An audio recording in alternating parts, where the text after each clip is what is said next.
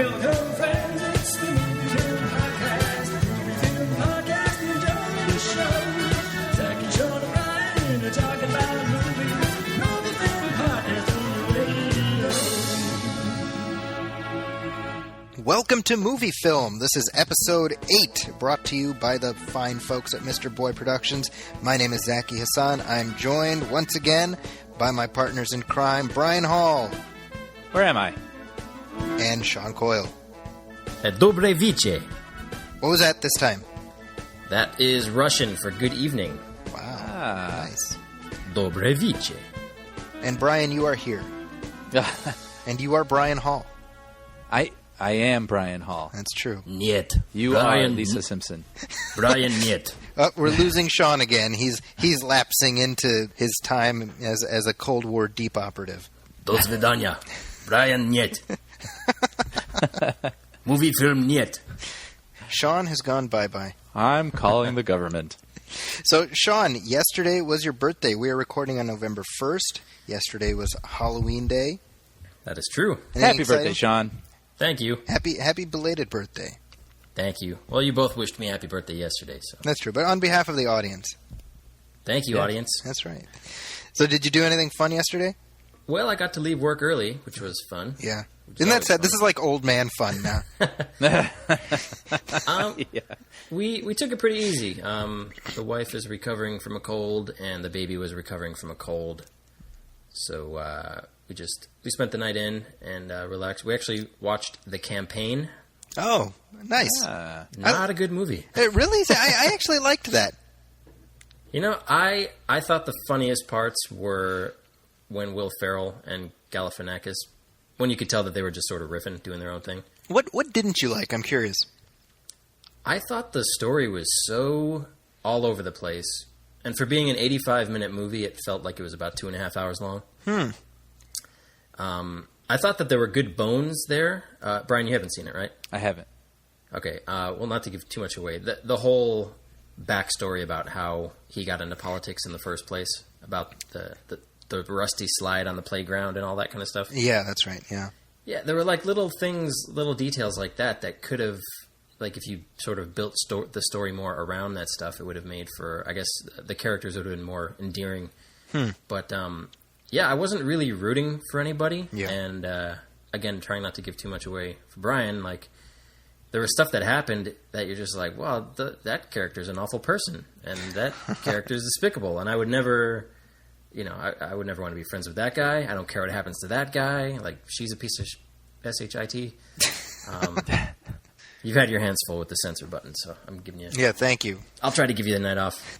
Yeah, you know, I don't disagree with anything that you said, but I still laughed a lot. I did, too. I mean, it definitely had its moments. I think a lot of the funny stuff you do see in the trailer, I don't know. I kept thinking, like, this would have been a really... like a hilarious 10-minute Funny or Die video. Okay. Rather than like a hour-and-a-half movie. Yeah. That's what it sort of looked like to me. Like, Yeah. It sort of felt like, oh, wow, they really took the time to make a whole movie out of that idea.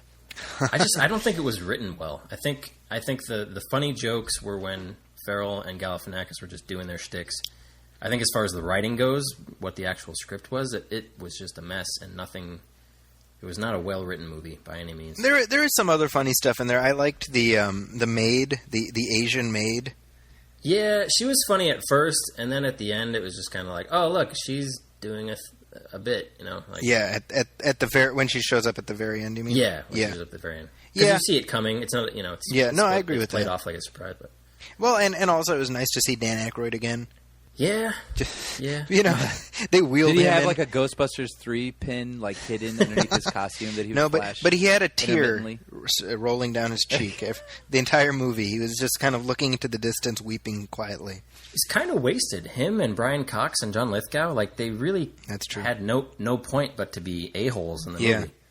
Well, when you think about it, I mean, when you put Brian Cox in a movie, just the fact that he's Brian Cox does a lot of the heavy lifting for you.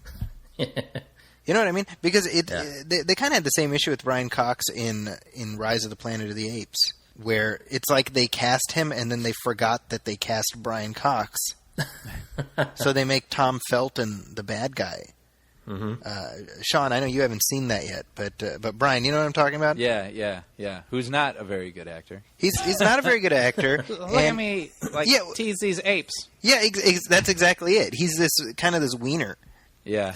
and it's the way the story's structured, it's like halfway through they just plain forgot that Brian Cox. That's a good point. Why in the world did they not have him be the bad guy? Right. So bizarre. Probably because he would have. Was it like a twist or something? Or no. It's just. I mean, you see Brian Cox runs the animal facility where Caesar is sent. And so you're like, oh, Brian Cox. Like you picture like Stryker from X-Men. You know what I mean? Yeah. Or every other Brian Cox character, and he's just kind of really just disinterested. Like that's his character arc. He's just disinterested. That's funny. His performance is kind of a perpetual shoulder shrug. Yeah. He's like, meh. That's his dialogue. Meh.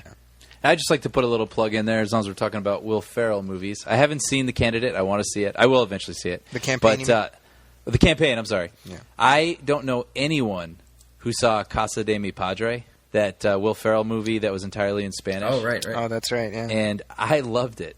Like it was sort of like a return to the like Anchorman absurdist sort of thing.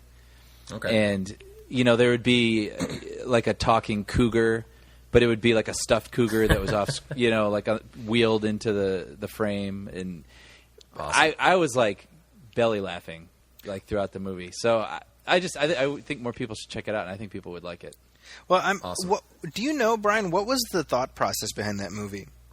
I have no idea. Yeah. I mean, I really don't know. I don't know what. It's amazing. I can't believe it exists. I mean, the whole thing. It's not even a joke. Like the whole thing is entirely in Spanish. Yeah. And Yeah. does he speak it well? I don't know. Honestly, I mean, well enough. I mean, Yeah. it never winks at the camera. That's so I interesting. mean, it's just played straight. But it's funny. But it's really funny. Huh. Yeah. That's And really it's this interesting. Sort of telenovela, and it's family drama, and there's a lot of like really talented Spanish-speaking actors who are surrounding him. Yeah. And I found it really, really funny, and it's like surprisingly like violent too. Like it actually turns into like one of those films you would catch on like, Channel 44 or whatever, Right, Telemundo right. or whatever. Where things get like shootouts at the end. They actually get pretty like intense, and it's a crazy movie. It's hard to categorize, and I'm sure a lot of people were really confused by it. But I mean, if people are fans of, like I said, like Anchorman. I love Will Ferrell in almost everything, but he started to lose me a little bit with like his sports movies, Like the Kicking and Blades of Screaming, Glory and Kicking and Screaming, and the basketball one, which they all have their moments, but they're not for me as solid. I as forgot about the basketball. The Was that Adam McKay Semi-Pro? movies. Is that what it's Semi-Pro, called? Yeah, yeah. semi-pro. Yeah. Yeah. But I mean, to me, the movies he does with Adam McKay are the ones that always feel the most solid. Huh. But I would put this one, Casa de Mi Padre, with one of those. That's interesting. So Yeah, and Kicking and Screaming and The Campaign are both Adam McKay movies, right? No. No. The Campaign was Jay Roach. But Adam McKay produced it with Will Ferrell. Oh, I see what you. Gotcha. Yeah. If you look at The Campaign as a Jay Roach movie, it's the closing of a trilogy, because Jay Roach did Recount for HBO, and then he did Game Change, right. which is the Sarah Palin unintentional comedy. And then The Campaign. I mean, I almost think you need to view it through that prism, where he's really it's Jay Roach making some kind of comment about our political process. Yeah, and I then guess. did he do the Noah movie with the Almighty, whatever, with Steve Carell? Evan Almighty. Evan Almighty, yeah. Was that a Was Jay it- Roach movie? Was it Jay Roach? I don't think it was. Oh, maybe not. I feel like the Fokker movies, right? Jay Roach did the first two Fokker movies, Right. not the third one, which I saw. I saw the third one with Brian on HBO. Remember that, Brian? Yeah, oh yeah. Yeah, that was. That's, man. You talk about just squeezing blood from a stone. The fact that they got two additional movies out of the Fokker franchise. Yeah, And I the turned the first second one off. holds up. I love the Oh yeah, the first second one. one's awful. First one, I think was one of the one of the best comedic experiences I've had in a movie theater. Like, Oh, it was yeah, just totally came out of left field. It was really, really funny, Yeah. and really enjoyed that. And then I was just amazingly disappointed in the second one. Oh yeah. It still holds up yeah, to and the the first third one. one You know how like the Austin Powers Yeah. movies are almost kind of dated now. Yeah. You know, like they're still goofy and they still have their moments, but they don't really have like the charm like when they first came out. Yeah, I At would least agree with that. maybe the first one still does, but I think Meet the Parents is still a good watch. Well, it's because Meet the Parents has a sort of an honesty at its core. You know what I mean? Right. Yeah. And the fact that it. I mean, is there any comedy sequel that's as good as the first one? Godfather 2. I think say Hot Shots Part 2 is Yeah. might be funnier than okay, the first. okay, but let me couch it differently then. A comedy sequel because Hot Isn't Shots a is spoof. like a comedy that's like that's a story in and of itself. It's not a spoof comedy. You know what I mean? Yeah. What about Naked Gun 2.5? Yeah, but it's the same thing, right? I mean, it's No, I think you're right because Oh, I think yeah. what makes a comedy so good, like say a first movie, is that it surprises you. right. You know what I mean? And that's why it's funny. And you can't do it again. Like the Austin Powers movies, I laugh through all of them, but at the same time, they are literally reruns of the Yeah. first film. Just You know, more. Yeah. Yeah. I mean, So I actually, they never I've feel never as even good. seen. I've never even seen the third Austin Powers. Yeah. I'm probably not missing anything, right? Yeah, well, Just- I mean, I bet you would laugh. There's like funny stuff in it, but yeah, it's the same. They almost all have the same sort of outline. That is Just interesting. replace all the fat bastard moments with a guy painted Right. in gold.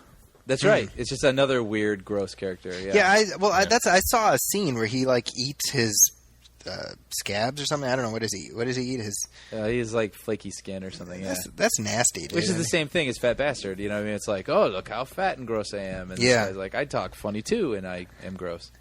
Yeah. Yeah, but I mean, think about it. Like with Meet the Parents, I mean, the comedy in that movie isn't really of any time either. It's just it could be funny. It's you know what I mean. It's not like fad humor at all. Yeah, Like I fad think of that humor. moment where they're playing volleyball in the pool, and he's not doing well, and they're getting on him. And That's that's like right. something you can relate to. And then he tries really hard, and then he hits that girl in the face. That's The right. or the bride to be, and she gets a bloody nose. And it's Yeah. like that will always be funny because that could always happen to you and be awkward. It's So- probably the last good Ben Stiller movie too. when was it? That was 2000. wow. He hasn't done a good movie in 12 years. Well, I don't know. Look it up. Yeah, seriously. all right, hold on. I'm doing it. I'll do it for us. What we got? Maddie? Oh, I like Zoolander. Was Zoolander after? Zoolander was 2001. Oh, okay. So Okay, Wow, all right, Zoolander, let's go. I was thinking that as before. yeah, me Yeah. too. Actually, No, yeah. that came out because remember they took out the Twin Towers digitally. Oh, It that's was kinda right. like- yeah. That's right. Forgot about that. Yeah. All right, let's do this. Let's see. He's got. What do you do after that? Along Came Polly. Yeah, No, that's not good. In Sean's favor. Starsky and Hutch. I don't dislike that movie. To be That's honest. like, but that's like a. Yeah, It's no meat. Uh, Yeah, it's not better. Yeah. Dodgeball. I would definitely call that a comedy of its time. Dodgeball had its moments. Yeah, sort of the like ironic, like we're all getting serious about something that's not supposed to be serious. Like that seems Yeah. sort of like a middle 2000s joke. Yeah. Meet the Fockers. Bleh. No. yeah, no. Madagascar. I haven't seen, but I hear people like. Night at the Museum. Not really the same thing. Kind of family movie. No. Yeah, Heartbreak Kid. no, Nope. no. Tropic Thunder. Tropic Thunder's funny. Tropic Thunder. okay. Tropic. Yeah. Yeah, there we go. Come on, Tropic Thunder. You got to go. Yeah. for Thunder's good. Yeah. Madagascar 2. Night at the Museum 2. Wow. Kind of franchise, man. Permanent Midnight 2. Just kidding. So the answer Yeah. is kind of. Kind of, yes. Yeah. Then we have Tower Heist, The Watch. Yeah, Okay, so kind of. The answer, yeah. kinda. So it's the last good Ben Stiller movie where he's not like playing a weird character. Right. There you go. Yeah. Because like Tropic Thunder could have been like based on a sketch from the Ben Stiller show or something. You know what I mean? Right. Right. Which Like is they're all hilarious. sort of- Ben Stiller show. Yeah. The Ben Zach, Stiller you show's turned me great. on to that. That's right. I bought that for you, right? Yep. I still quote that all the time. Dandruff. Oh my gosh. Hilarious. YouTube Preacher that. Greens. Ben Stiller show, Dandruff. Yeah. there's so many. Not just that they did on the Ben Stiller show. They did like Die Hard 12, Right. Die Hungry, which if you can find that on YouTube. If you look that up, I mean we're like yay close to that with the Die Hard series now. You know, the fact that it's still going. Dab it, doobie. Yeah. Hey fellas, better eat your greens. It's in like a grocery store. That's when it's set, just for people who haven't seen it. Yeah. Wait, did you guys see the poster for Die Hard? I really liked it. Yippee-ki-yay, Mother Russia. I thought that was really funny. Yeah. People were like dogging on it online, which is very odd to me because I saw that and it made me laugh. I realize that's like the one thing that seems to connect all the films. That Yeah, his it's line. kind of funny when you think about it. It was such like an aside in the first one. You know. Yeah, now they kind of it's funny to me because it's like in the movies, John McClane realizes that's his catchphrase. Right, Yeah. right. Which is So it's almost like I whatever. got to say the line now, you know. yeah. He improv that in the first one, didn't he? Did he really? I didn't know believe that. so. No, really? Oh, you should have patented. I'm going to pretend it's a fact so that I sound awesome. Okay. Hey, it's true. And Now then it's out It's there. true. And then somebody's going to look it up, and we'll have to have the apology, the correction in our next episode. No, just prove us wrong on our Facebook page. Let's Yeah, just there you prepare the apology right now and get it out of the way. Hey, thank you, listener. We're got your sorry email for and Sean. You are correct. So thanks for that. Facebook.com/moviefilmpodcast. Yeah, folks, check out the new Facebook page that we just started. Brian has taken point on that, so props to Brian for doing that. Check that out. It's a great place to interact with us. If you have questions, you can ask there. In addition to emailing us any questions that you have, we obviously also have our moviefilmpodcast@gmail.com email address where you can write to us with whatever questions you have. And on that note, actually, it's good as place as any to segue into our first segment for tonight, which is listener letters.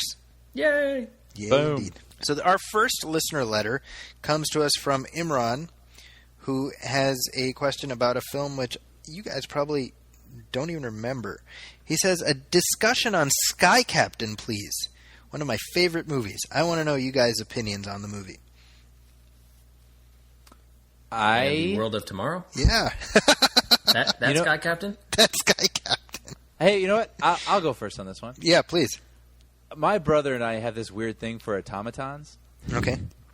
and we just think they're That awesome. that is, by the way, the weirdest sentence I've ever heard you say. I don't know what it is, and we love the band Muse, and Muse obviously they're really popular now, but before they were really popular, they used to be a little bit more like heavy metal opera. Yeah, And- but before they were popular, they were good. you know, Rawr. whatever. Sean, that's Sean's. That's Sean. We'll leave that with Sean's opinion. No, the new album sucks, but go on.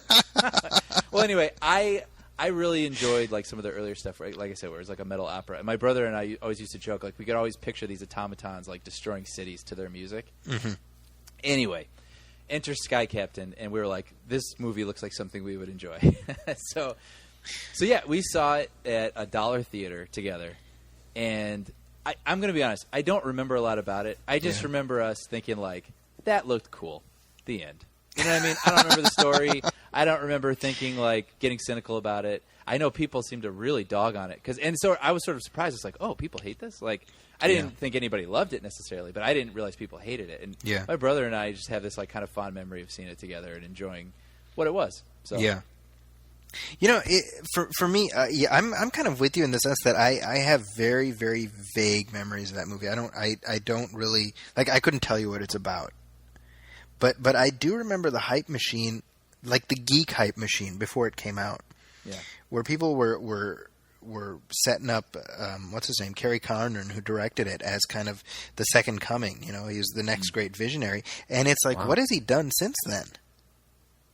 What has he done? I don't think anything, you know. If only there was some sort of tool. If only. Look up I'm this sorry, information. I have it's all Ben Stiller stuff. There's nothing I can do about it. IMDb page.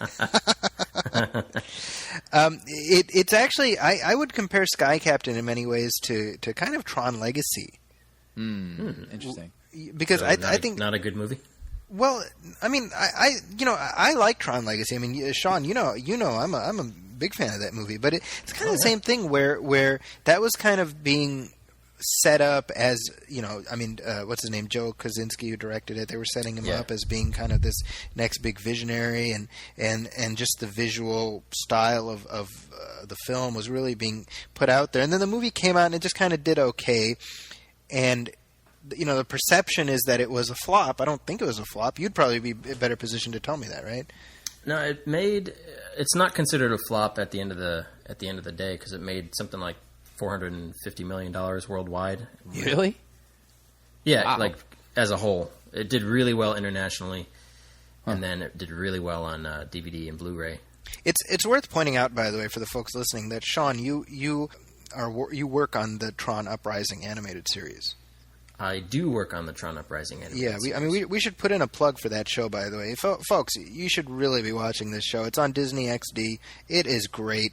It is great. It's one of the best animated shows I've ever seen. Really, as far as I know, the audience isn't where it should be, which is just unfortunate because, you're missing out. Yeah, sort of. I guess sort of like predicted. The audience is more people like us and not 10-year-old kids. Yeah. Which makes sense because it is a pretty intense and pretty violent cartoon at times. Yeah. But yeah, it's been a blast to work on it, and the crew is literally the most talented people in animation and some of the most talented people I've ever met in my entire life. So getting to work in that environment has been a very awesome experience. Yeah. I live vicariously through you, Sean, because for folks listening, I've been a Tron fan all my life, which is that's one of those sentences that people don't tend to say. But I literally went to preschool with a Tron backpack. Nice. And then I got beat up on the first day, so Yeah. based on that Tron backpack. So for you to be working on the show, and when I'm able to get little snippets of what's happening in that universe, that's really exciting for me. But I would make that same point of comparison, because I think Sky Captain, they were expecting bigger things from both it and its director, and I don't think that really materialized. Yeah. Because Well, I He guess- I hasn't guess done anything since, by the way. He hasn't. He really hasn't. And at one point he was supposed to direct John Carter. I remember that. Oh wow. And then that went from him to, I think, Jon Favreau to Andrew Stanton. So he's like 3 people removed from that. And it probably would have done even worse had he directed it. I mean, who knows? What were you saying, Sean? Sorry, I cut you No, off. I was saying like some directors love to paint portraits. Yeah. And some directors, love to tell stories. And, a Right, guy like right. Joe Kosinski, like Tron Legacy looks amazing. And the vision and the scope of, the world that he was trying to bring to life was something that had really never been done before. Right. That level and that quality of digital effects. But the story sucked. And, personally, I think that's a fault on, who knows what the original script looked like. You could say it's the writer's fault, but I think some of the blame does lie with the director for not, bringing the emotion, off of the script onto the page or onto the screen, and getting the best performances out of your actors. Because like Jeff Bridges looked like he was sleepwalking through that whole movie. Yeah. But I would argue that even a fatigued Jeff Bridges is still fun to watch. Yeah. I don't think he is the problem with that movie. I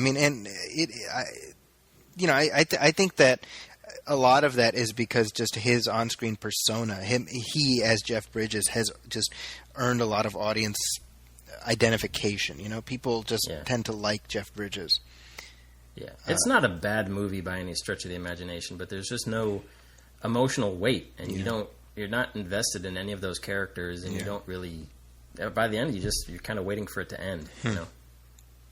Well, for me, Tron Legacy is kind of a special movie because that's the first movie that I watched in the theater with my oldest kid, and he loves that movie. Huh. And it's I always tell you guys this. It's so interesting to sort of experience these things through kids' eyes, because a lot of the stuff that bothers us, we're able to kind of compartmentalize it a little bit and view it just purely as the intended audience.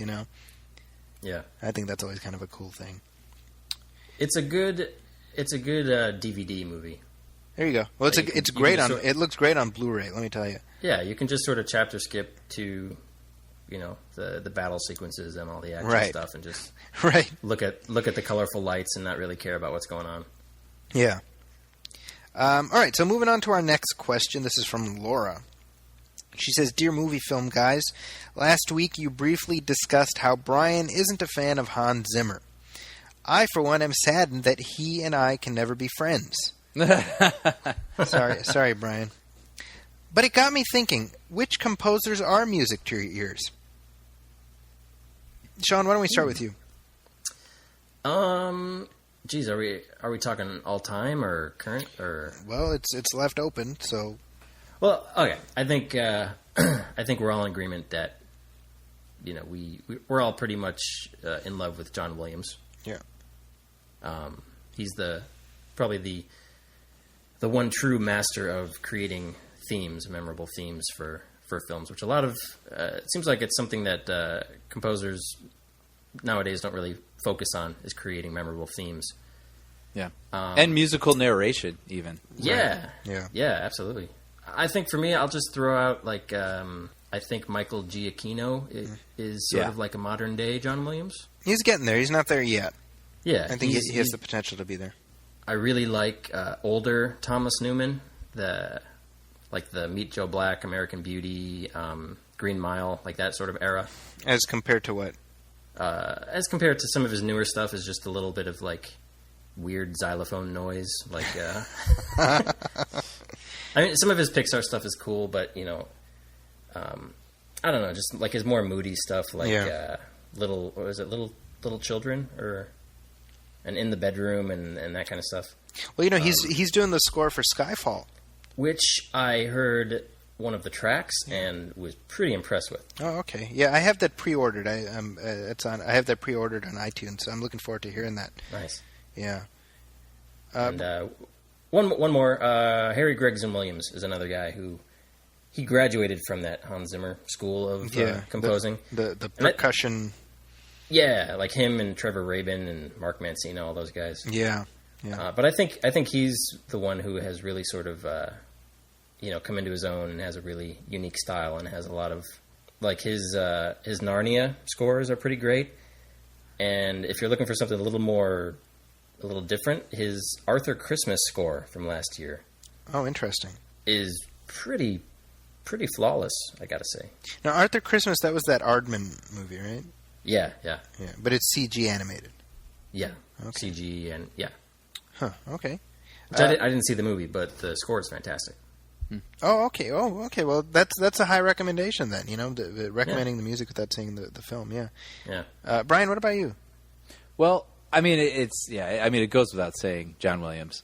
And, like, I really started listening to scores because of John Williams. And so I think I've said to you guys, like, I can hear two notes of music and I know it's him. Yeah. And I really like listening to all his scores. But I found that I listen to scores less and less, honestly, these days. And I was really into Danny Elfman for a long time. I really liked what he was doing with all the earlier Tim Burton movies. Like, I think Pee-wee's a really good score. Yeah. And Edward Scissorhands is just a fantastic album, like, separate from the movie. It's just good music. And the Batman films, or and all those things. He's sort of one of those guys who I think he's become sort of like an empire in a way, and I think he has a lot of people working for him, and his stuff's starting to get a little less signature or something. He's just sort of blending into whatever scores are sounding like these days, and they seem a little less distinctive to me. Mm-hmm.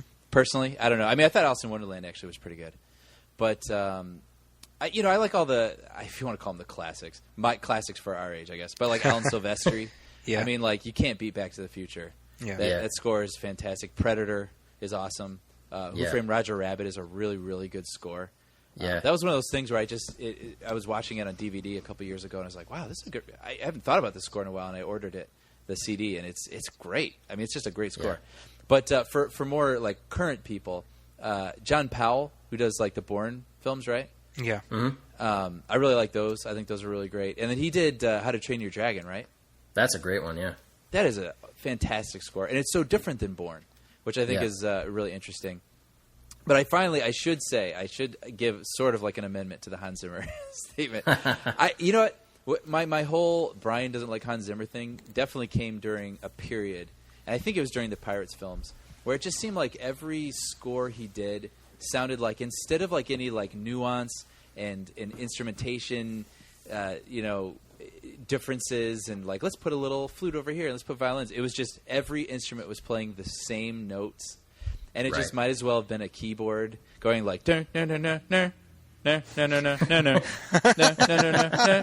no no no no, and it was just like every score sounded like that, and I was like, I just don't get it. It doesn't really do anything for me, but I have to admit, I mean, he's done amazing stuff. I mean, like Backdraft, going back, like Backdraft's really good. And I was actually putting together a little video this week for a personal thing, and I needed some intense music, and I actually went to The Ring, which he did, and The Ring is an amazing score. Like I don't know. But you said that last week. I think I said that last week. Yeah, it's really different. It just sounds different from the things that he does, and I think that's when he stands out to me, is when he's doing things that are different. And even Batman, I mean, a lot of that is a little synthesizer-y, but it's just like that was definitely a signature score. You know what I mean? Like he came up with a theme for that, and he played with those themes. And I know the first two films were with James Newton Howard as well, right? Who is also awesome, by the way. Yeah. Anything James Newton Howard has done with M. Night Shyamalan is awesome. Like whether the movie is good or not, like he does great scores for those films. That's true. But like Signs was a great score. I think you had brought that up before, Sean. Yeah. But I just want to say, Dark Knight Rises was an amazing score. I listen to it a lot when I read, and so he's done some really interesting stuff. Even Matchstick Men. Matchstick Men is an interesting score because it's sort of jazzy and very different. Brian, you should look up his score for what was it called? Spirit. It was the animated movie with the horse. Matt Damon as a horse. Yes, Stallion, Spirit, the Stallion, something like that. Yeah. Spirit, something or other. It was like Spirit, and then the rest of the title. But yeah, it might be on iTunes, but look that up because it's very different from all his other things. It's a lot more orchestral, and it's a lot more, I guess, melodic. There's actual, like, notes and songs and progressions, and we'll have to check that out. Really, really awesome stuff, actually. And I think, actually, all of this said, I think is a compliment to him, where if he wants to do that sort of bombastic, you don't have to think about it, just let this music rouse you, he can do that, and he does that for some action films. But then if he wants to do something a little more nuanced, he can do that as well. And so, I mean, he's extremely talented. I just don't listen to all of his albums as much as I would, say, like John Williams or something like that. But, never let it be said I don't think that he's talented, because he is very talented. What about you, Zachy? Laura. No, I'm kidding. We could be friends. Come on. Come on. Send me a friend request on Facebook. I do want to mention Hans Zimmer because I'm hot and cold on Zimmer. I think that a lot of what you were saying, Brian, about the sameness, I really that is a pressing concern. I mean, it's just there's sort of an atonality to a lot of his stuff that can be a little bit distracting. Mm-hmm. He's doing Superman. He's doing Man of Steel. Right. And I am terrified of that because I don't know how there's a happy ending to that story. Right. So the story being how will this score sound, right? Because he has to toil in a pretty long shadow, which is, of course, John Williams has done the Superman theme. Right. Yeah. And how do you replace that? How do you measure up to that? I remember saying when the TV series Smallville ended last year, and the final episode of that show, spoiler, has the John Williams music. And I remember writing in my review of that episode at the time, I was like, can we just make the John Williams theme the Superman music? Right. Like the same way James Bond has the theme. It doesn't matter if we have a reboot or whatever, that's the James Bond music. Right. Because I feel like at this point, there's nothing else that will ever measure up to that. I'm happy to eat my words on that. Obviously, I'd love for there to be a new Superman theme, but that I wonder if Hans Zimmer is the guy to do that. If we're talking about just composers in general, yeah, I mean, you guys mentioned John Williams. I did it already, so we won't go there. I mean, he's sort of the king of the castle, but and it's funny. I guess this is just a measure of how old we're getting. Where so many great composers have now passed away. Yeah. Just in relatively recent terms. I mean, Basil Polidorus, who did Conan the Barbarian, he did the Conan the Destroyer. He did Starship Troopers. I mean, one of my all-time favorite composers, Elmer Bernstein, who did. Yeah. Oh yeah. He did The Magnificent Great Seven. Escape. He did Magnificent Seven. He did the first Ghostbusters. Even Wild Wild West has a good score because he did it. It's not a good movie at all, but it has good music. Jerry Goldsmith. Right. Who's also passed away, and you look at the iconic themes that he did. I mean, gosh, he basically invented the modern musical identity of Star Trek. Star Trek. Yeah. Right. So a lot of these guys are no longer with us, and I feel like there aren't very many people on the bench who can measure up to that. I mean, I think Alan Silvestri is definitely. I mentioned in a previous episode. I think when he's on, but I tend to be kind of hot and cold with him. His Van Helsing score is great. Van Helsing, yeah, it's a great score for a bad movie. Yeah. I think his Avengers theme was pretty decent. I think the music overall was kind of atonal. Yeah, but the theme I think was pretty good. It certainly my measure for composers is that you should be able to listen to the album and know what's happening based by listening to the music. I agree. I mean, it should really be painting a picture. And even if you don't know specifically, you have a sense of what's happening. Yeah. And we don't have that these days. There's a few. I think David Arnold has that ability, even if he's not really. I don't think he's really challenged himself. You should check out his Amazing Grace score, David Arnold. Amazing Grace, huh? Yeah, it's really, really great. Okay, yeah. Who's in that? Is that Johan Griffin? Johan Griffith, yeah. Yeah, Griffith, yeah. Mr. Fantastic. Yeah. Yeah. Brian Tyler is another composer I really like. Yeah, his like Silvestri, his great ones are great, and his other ones are just kind of whatever. But yeah, like Children of Dune is great. Children of Dune, which was a sci-fi miniseries, and he really elevated that beyond the material as it was. But yeah, I think I'm kind of with Brian to the extent that I do find myself listening to scores less and less, and that's not because of lack of interest, but it is just you have access to things like podcasts and whatnot that you can listen to in the car. Right. Yeah. I tend to do that more, like this podcast. Like this one. Yeah, exactly. Yeah. Wait. I got a little quick piece of trivia. You guys may already know this. But do you know who did an entire score for Pirates of the Caribbean, only to have it rejected and replaced with Hans Zimmer? Wasn't it Silvestri? right? Silvestri. Oh. Yeah. Who am I talking to? Yeah. Of course you guys know that. You'd think that you were on a podcast dedicated to film. Here's another fun fact. Who did the score for Revenge of the Nerds? Alan Silvestri. Thomas Newman. Oh, no way. Really? Wow. Yeah, went from Revenge of the Nerds to American Beauty, and Yeah. Well, got to start somewhere, right? Yeah. Yeah. Well, that is kind of interesting. and in that movie, remember James Cromwell was the dad of what's his name, Robert Carradine. Wow, I have no memory of that movie at all. Yeah, I think he was credited as Jamie Cromwell. Jamie Cromwell in his younger He days. was the nerd's dad. That's hilarious. Nerd's dad. So moving on, here's our last question for this week, and this one actually is somewhat timely for those of you who are listening. We're recording this on November 4th, but the episode will go up on November 5th, which is one day before the election. And I think we're at a point now in this election where all of us are probably just ready for it to be over. Not me. You're like, bring it on! 2 more years of just electioneering before we actually decide.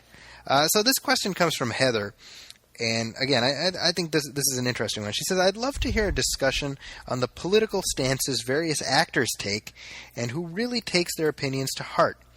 Are any qualified to represent their affiliated party, or are they simply using their fame to convince us their opinions are fact?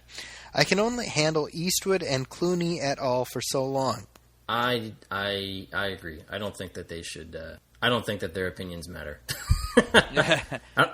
We're not paying them to give the political opinions. We pay them to make movies. Well, we're not actually paying them to do anything. Well, we're buying tickets to see their movies, keeps them okay. employed. We're giving them currency. Yeah. Okay. You know, I don't take much of what they say seriously, but I don't think that they shouldn't do it. I mean, if they want to do it, they have every right to do it. But I have every right to remember that they're just an actor, and I shouldn't be listening to them. Yeah, Yeah. but not everybody does. I guess that's where my argument is. I think if you're some people are pretty involved, and they really. I mean, that's one of their passions. True. And that's why I have no problem with that. I mean, if that's really their Yeah, thing, they want to use their celebrity to. that's exactly I'm gonna demur from saying that politics should be off limits if you're a quote unquote celebrity. I just feel like I don't care who you are, just be informed about what you're talking about. exactly. And represent. I don't think anybody's going to doubt that Ben Affleck or Matt Damon are engaged and know what they're talking about. Right. Whether you agree or disagree, I mean, that's obviously a separate conversation, right? But they're not idiots.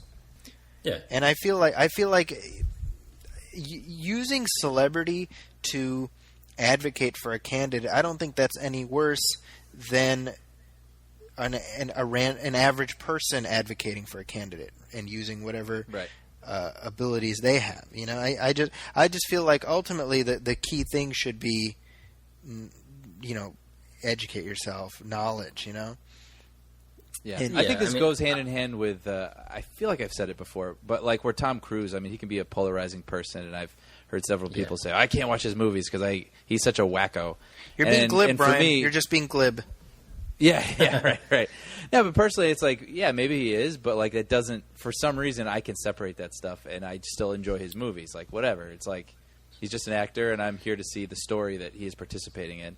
So I think it goes the same way with political affiliation. Like I don't care about any actor's political affiliation. I just want to enjoy the story that's in front of me.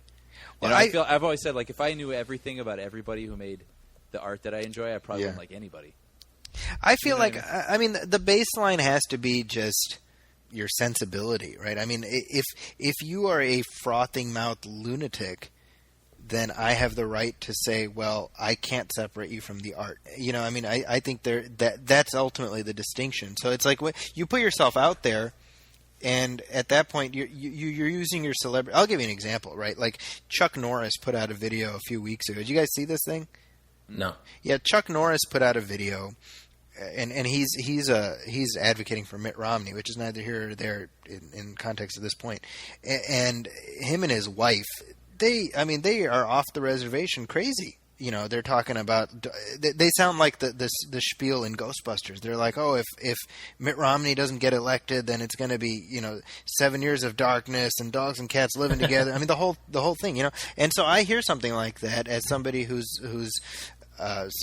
politically, from probably from an opposite point of view from him, and I just say, well, that just sounds like something that's so off the wall that how can that not bleed over into the work that you do? But these celebrities have to know that's the score going in. Yeah, and I think good and bad. I think that there's a stigma about Hollywood that in many cases is true, where they blur the line between celebrity and significance. Yeah. And I think there's often a very sort of smug attitude where it's like, hey, we're Hollywood, we're the popular kids, we know best, Yeah. I think that if you are any level of celebrity, if you have fans, short for fanatic, by the way, Right. I think that there is, I think that, being popular like that means that you have influence over a certain group of people. And I think that there should be a responsibility to that. Yeah. And sort of exploiting your influence over somebody. I don't agree with it. Like what you said, it's no different than, how anybody else endorses their candidate or their agenda or whatever. It more annoys me more than anything. Yeah. But it can also be very dangerous because, you know, a lot of people don't know better. And I think that there are, not all, but I think that there are people in Hollywood that know that people don't know better. Yeah. And they are just trying to use who they are to sort of influence, you know, their own agendas. Yeah. And which sucks. And that, you know, I mean, we can broad brush Hollywood, but I would say that applies just in general to our political discourse. Mm-hmm. You know? So, I mean, seriously, like, I'm so ready for people to get their wits back, because you see the kind of nonsense that gets, or maybe it's just me, but anyway, the stuff that passes through my, like, Facebook feed Yeah. in the lead up to this election. It's like, folks, let's, it's baffling and hilarious all at the same time, you know? Yeah. I'm ready to get back to those pictures. Like, do you remember Beanie Babies? And I can hit like. That's something neutral, right? I do remember them. So I want us to hold on to the political thread, because we have a few other things to talk about too, such as this week's trailer talk. Mm-hmm. We got a couple big trailers. Let's first talk about, and this is an older trailer, but I do think it's worth talking about, Gangster Squad, which is not the sequel to Monster Squad, I don't believe, or the prequel. So this is a film that has a little bit of a storied history without meaning to, and it was supposed to come out last month, I think, or 2 months ago. Yeah, I think you're right. And it was supposed to come out September 7th, so just about 2 months ago. And unfortunately, because of certain similarities to, or certain images that evoke the unfortunate shooting in Aurora, Colorado, they ended up delaying the film. So it's been pushed forth a little bit. But they've got a recut trailer that they put out, and let's play a little bit of that for the audience. Los Angeles is a damsel in distress, and I need you to save her. What happened to them? They resisted. This isn't a crime wave. It's enemy occupation. I'll need men. You are to make no arrests. It's just off the books. Who's the lucky guy? Going after Mickey Cohen. Doesn't seem right that he should have so much while others have so little. We're standing in the middle of a money-making machine. We got all the whores and dope sewn up. Bang! Within a month, we'll have the whole West Coast tied up in a nice ribbon. Bang, bang! You call it, Sarge. We're going to war. No glory in this assignment. When we succeed, nobody will ever know what we've done. We do this, there's no going back.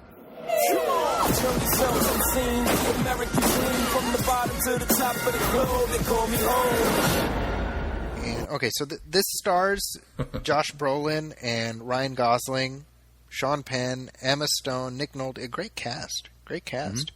Anthony Mackie. I'm just looking at the IMDb page right now, and it seems Who's to have he again? Who's who? Who's Anthony Mackie again? Anthony Mackie is he's the African American guy in Real Steel. Oh, okay, yeah. Yeah, he's also in the upcoming Captain America sequel. He's the Falcon. I like him. Yeah. And it's directed by Ruben Fleischer. So I want to get your take on the sequel, on the trailer. I'll let Brian take the lead on this, because we discovered that our thoughts were almost word for word the same. Pretty much exactly the same, yeah. Yeah.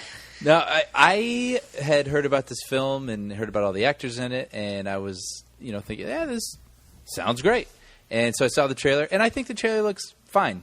But there was just something about it that just felt like a little off. And this might just come with me. I'm realizing I'm becoming the guy who's like, well, when movies, were good in my day, I really am becoming that guy. And I think there was something about it being a period piece, but it looked so squeaky HD clean Yes. that it didn't feel like it had any weight to it, or it didn't feel like it had, I don't know. Exactly, Something about it just felt a little too polished.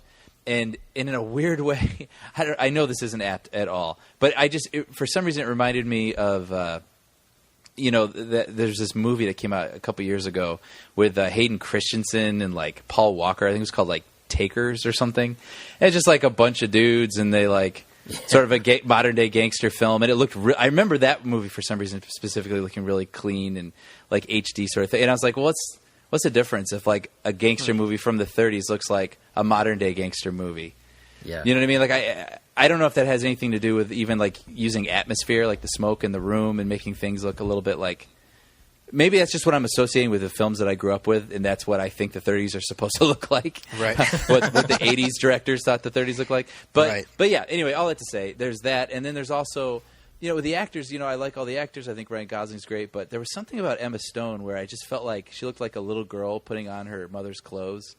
Yeah. And like, she didn't look like a vixen or a femme fatale to me. She looked just like a high school girl in a play playing a 30-year-old.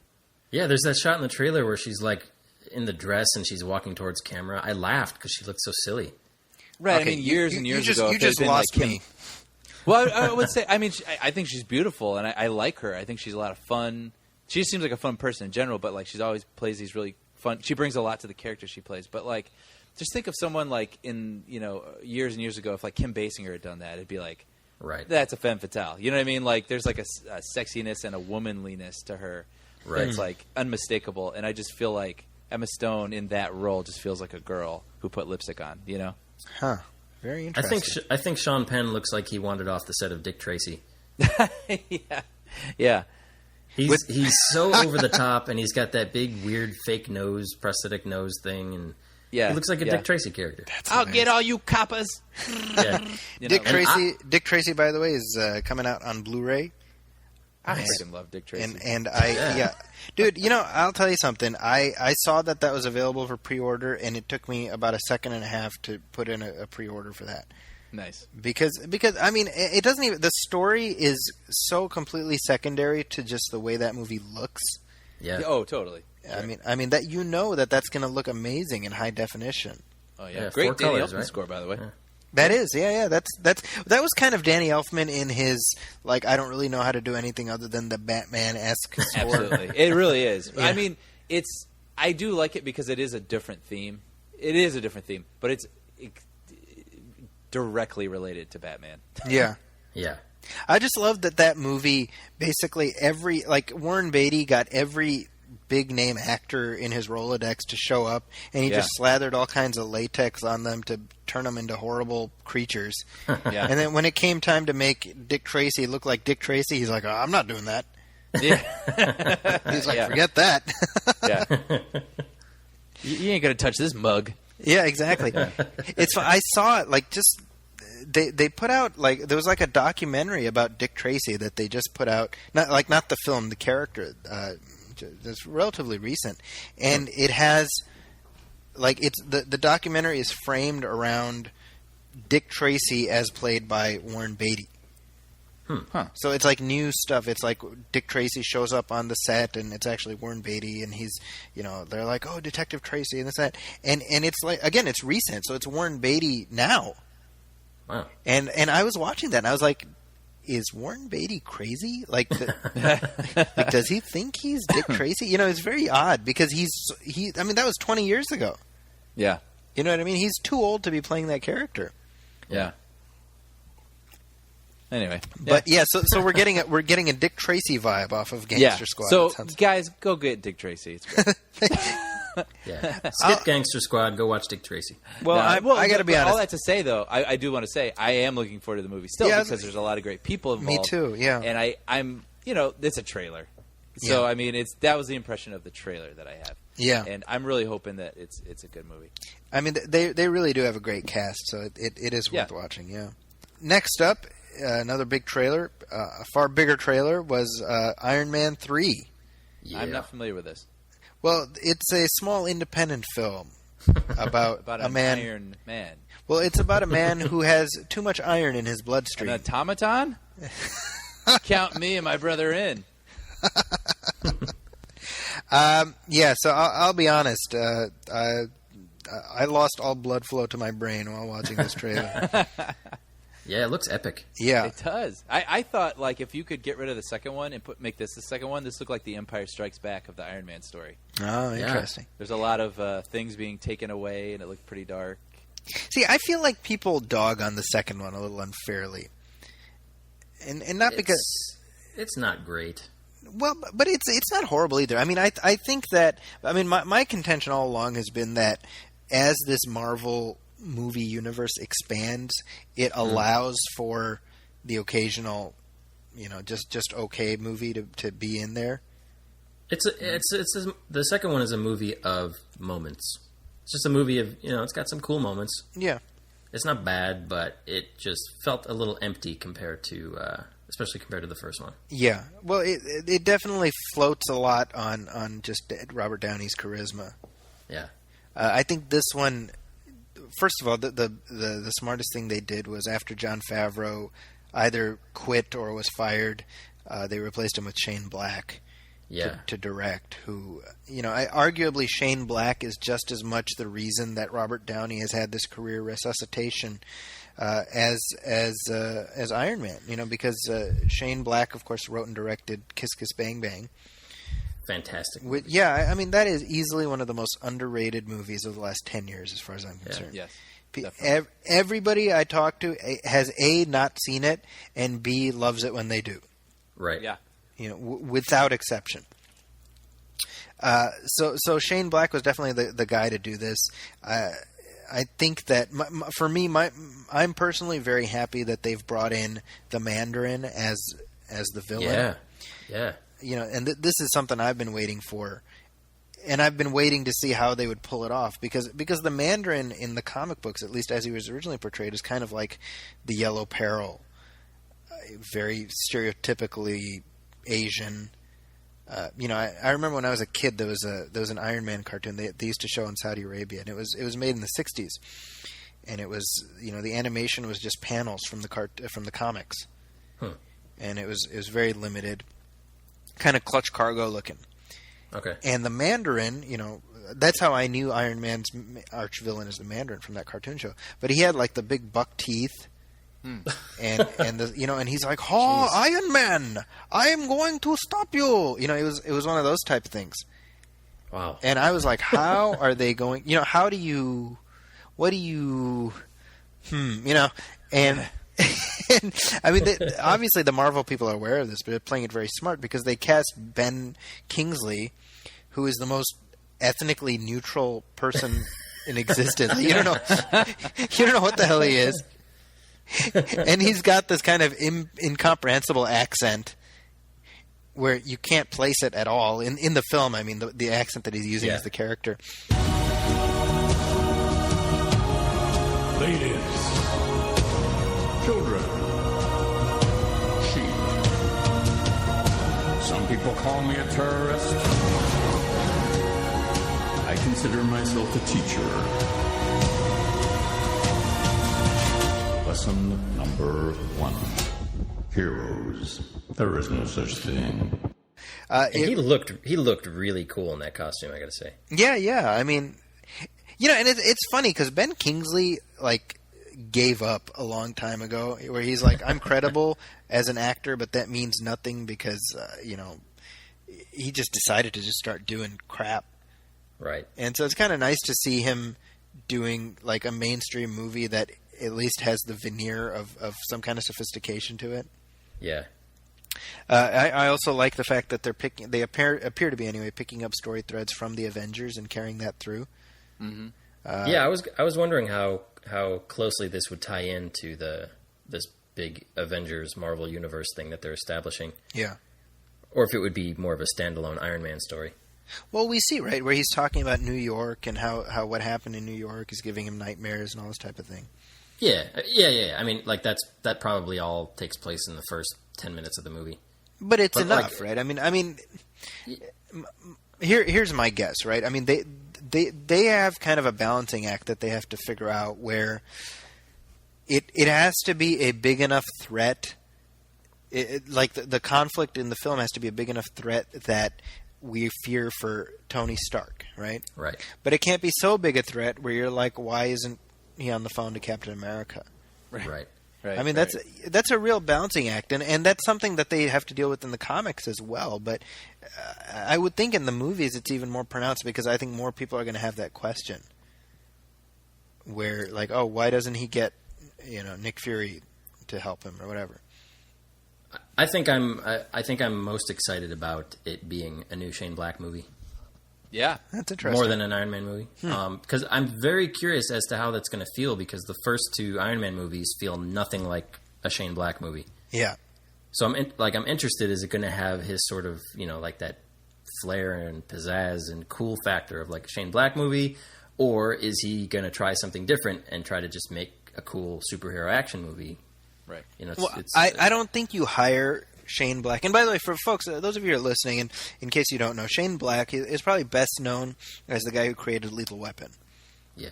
He wrote he wrote the first one. He co-wrote the second one, and he's best known for that. He's also like the first guy killed in Predator. Yep. He wrote Last Boy Scout. He wrote The Last Boy Scout. That's right. So Long Kiss Goodnight. Yeah. So he has a reputation as kind of gritty, hardcore, R-rated action movies. I mean, obviously Marvel knew who they were getting, so you don't hire somebody like Shane Black and then neuter him. Right. But by that same token, I think that somebody like Shane Black doesn't come on without recognizing that he's going to have to dial his natural tendencies down X amount. So Yeah. my understanding about the Marvel folks is that they tend to be pretty harsh taskmasters about staying on message. He wouldn't have even been on like the top 10 list of guys I would have thought for an Iron Man movie. But I'm so excited that it is him. So well, I'm sure that he can thank Robert Downey for getting the gig. I mean, yeah, I bet. I mean, the nice thing when you're Robert Downey is that you can pretty much make whatever demand you want. And I got to give a quick shout out, as they say, as the kids say. I thought you had to go pee again. So No. Joe Trapanese, music composer Joe Trapanese. He's actually doing the music for the Tron Uprising animated series. Oh, okay. And he worked with Daft Punk on the Tron Legacy series, but he did the music for the Iron Man 3 trailer. Okay. And he is ridiculously talented, and you heard it here first. I'm going to call it right now that he is going to be one of the next big, great film composers. Oh, wow. Oh, that's Like kind of this- interesting. The stuff he's doing for our show is just outstanding. And he's a young guy. He's in his mid-20s or something. Wow. Just super cool, just super into, all the composers we were talking about, and really gets that, a soundtrack is supposed to feel like a character in the movie or the show. Yeah. That's great. Rather Good. than just really talented guy. And so keep an eye out. Keep an eye out for Joe Trapanese. Yeah. Joe Trapanese. And since you're in such like close proximity with him, is there anything you could take of his and then give to us, and then we can hang on to it and then sell it years down the road? Because I think college is going to be so expensive for my children.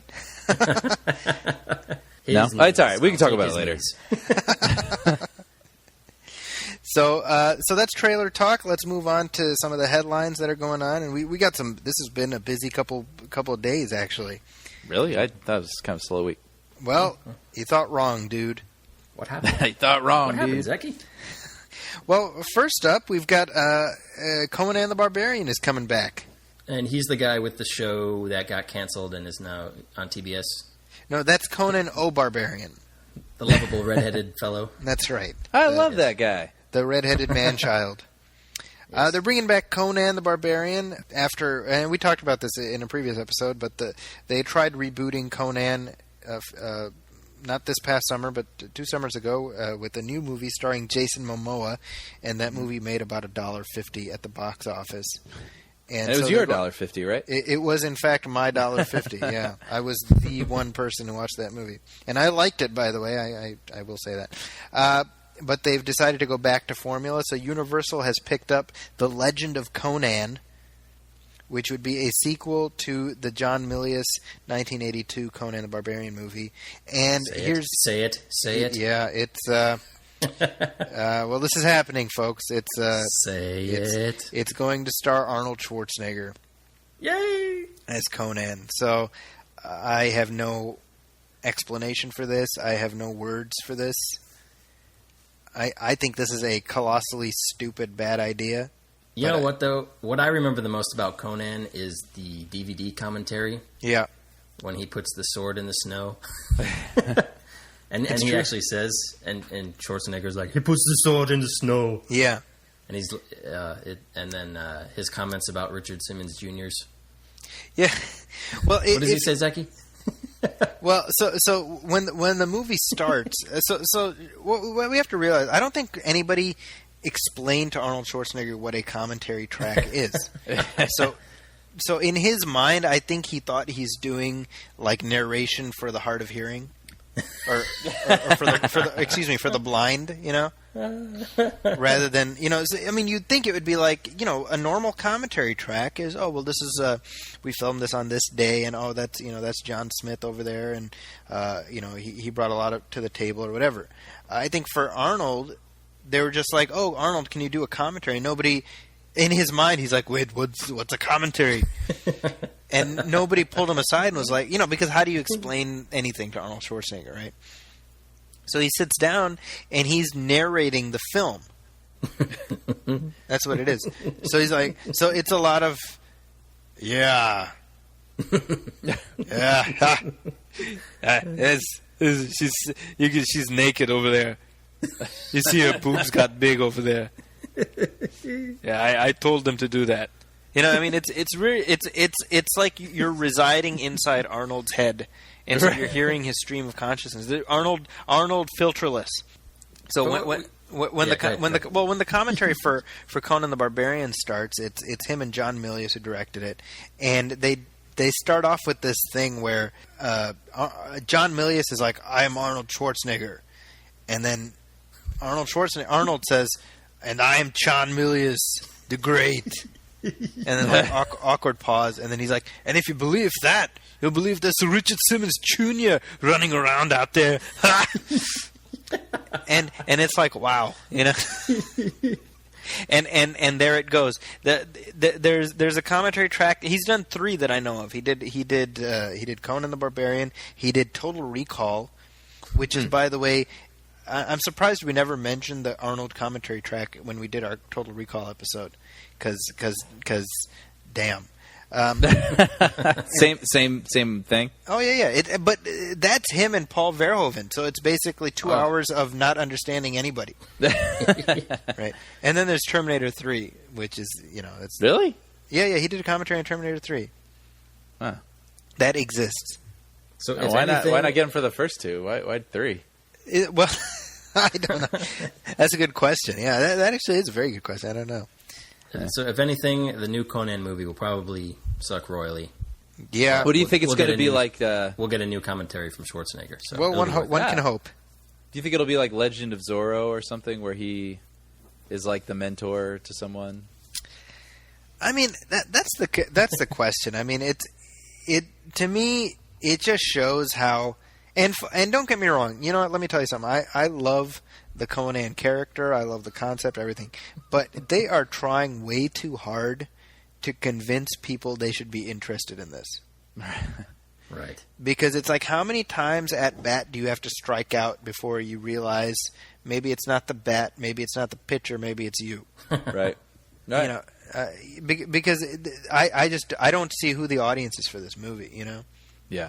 That being said, I mean, it's if we can get Arnold doing the crush your enemies, see them driven before you, and hear the lamentations of the women. If he does that in the movie, that'll make it worth it for me. Honestly. That's his yippee-ki-yay line. That's what it'll... Yeah, oh, but it's Conan. Lamentations of the women. It's even harder to force in somehow, you know.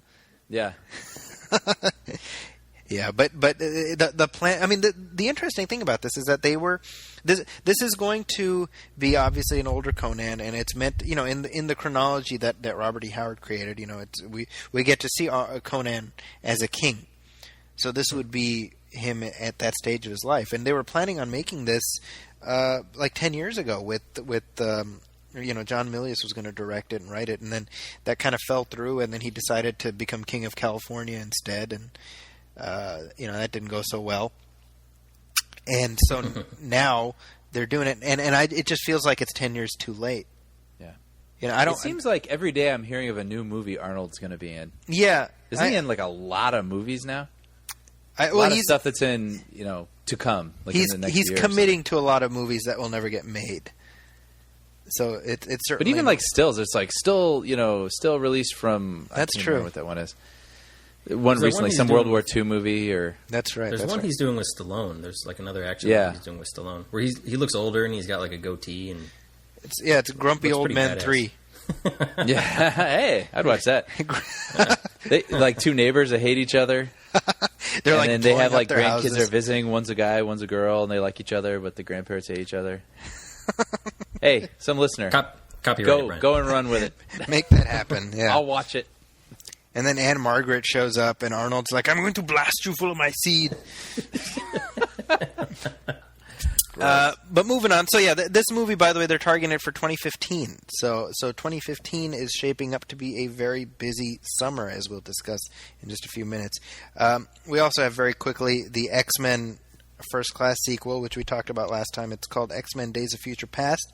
There's been a little switcheroo on the director's side. They had Matthew Vaughn signed. Matthew Vaughn directed the first one, and he was all set to redo directing duties for this one. But he decided at the last minute to pull out, which, as we all know, is not an effective form of birth control. And the movie is still going forward, but now with Bryan Singer in the Is it directing official chair. now? It is official. As of yesterday, it is official. Bryan Singer is returning to direct the X-Men movies. So, to me, honestly, that's kind of a big deal. Yeah, I Yeah. don't know why I'm not more excited for it though. Well, At that There was news. more distracting news this week. I think that's why. Yeah, that's kind of It's a true. bad week to announce that. Everyone's like, and then there's this huge other object in the in the week everyone was paying a attention big to. shiny thing. So just very quickly, just to update our listeners, 2014 is going to be X-Men: Days of Future Past. It is directed by Bryan Singer, who makes his return to the franchise after ditching after X2 and essentially ruining the X-Men franchise, arguably, Yeah. and also ruining the Superman franchise. Yeah.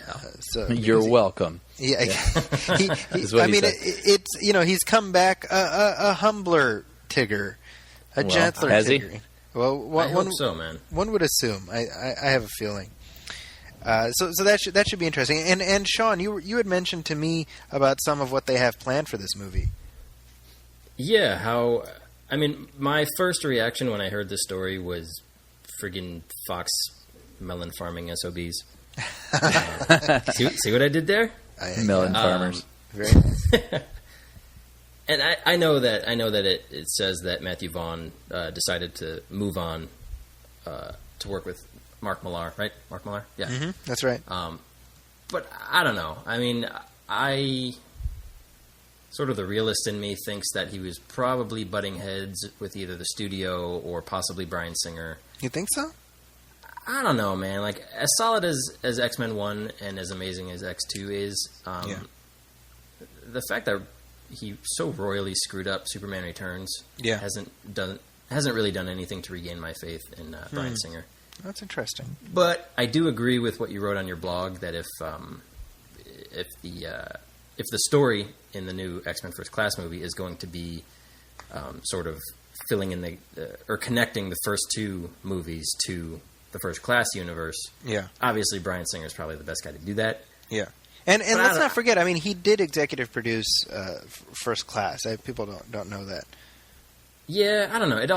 It all sort of smacks of egos and studio canoodling, and I don't know. It has me feeling a bit hinky, as Zeki would say. As I would say. Yeah, I'm not.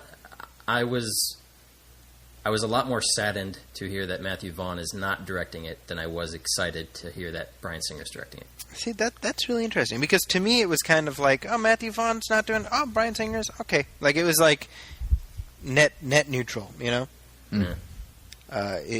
Even Steven. I'm keeping my expectations low. Yeah, your expectations.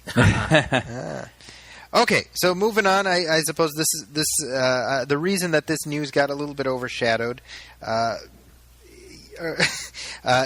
It's funny because earlier this week we were outlining the show, and I was letting you guys know what I wanted to discuss in the headlines, and I was like, well, here's what I have, and there's nothing really else going on, but let's keep our ears peeled, see what happens.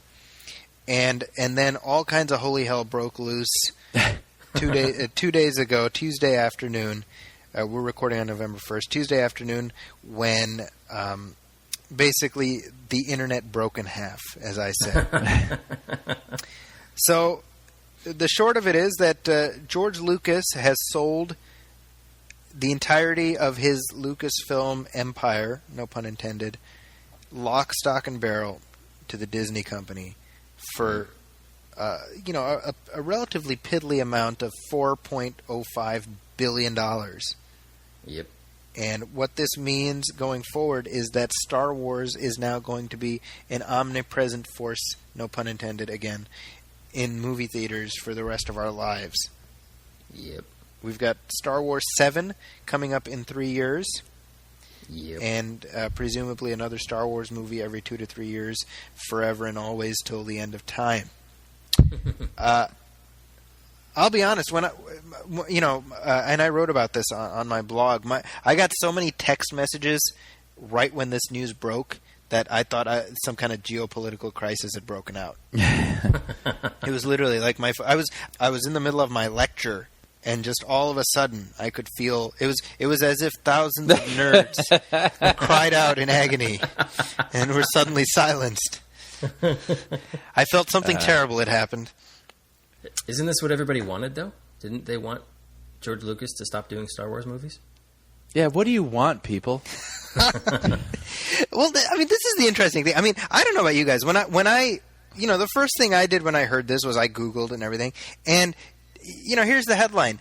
Disney buys Lucasfilm. Star Wars 7 in 2015. Yeah. And I don't know about you, but I was like, what is this, April Fool's Day? That's literally what it felt like. Right? This whole story feels like an April Fool's Day story.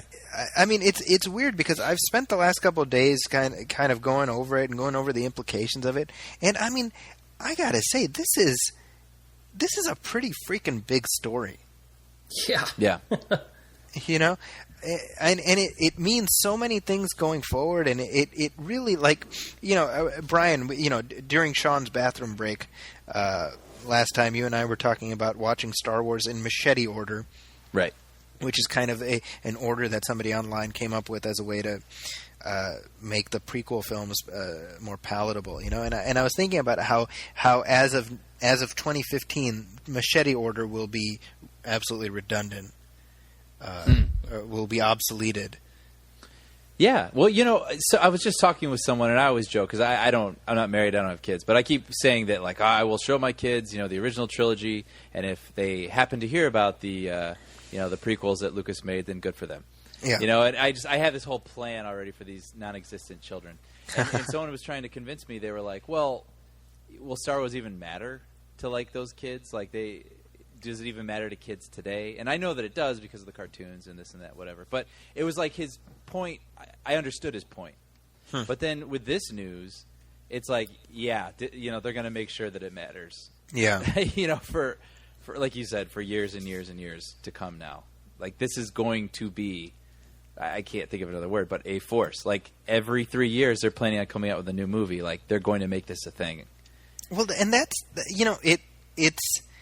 it's the transition of Star Wars from being an event, yes, to I don't want to say something ordinary, but to something different. It goes from being the Godfather to being James Bond.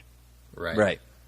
And it's almost irrelevant whether I'm okay with that or not, because it's the reality of having a brand. I mean, I did a post on my blog last year about how in 2010 the Star Wars license, not including action figures, just merchandising but not action figures, brought in $500 million.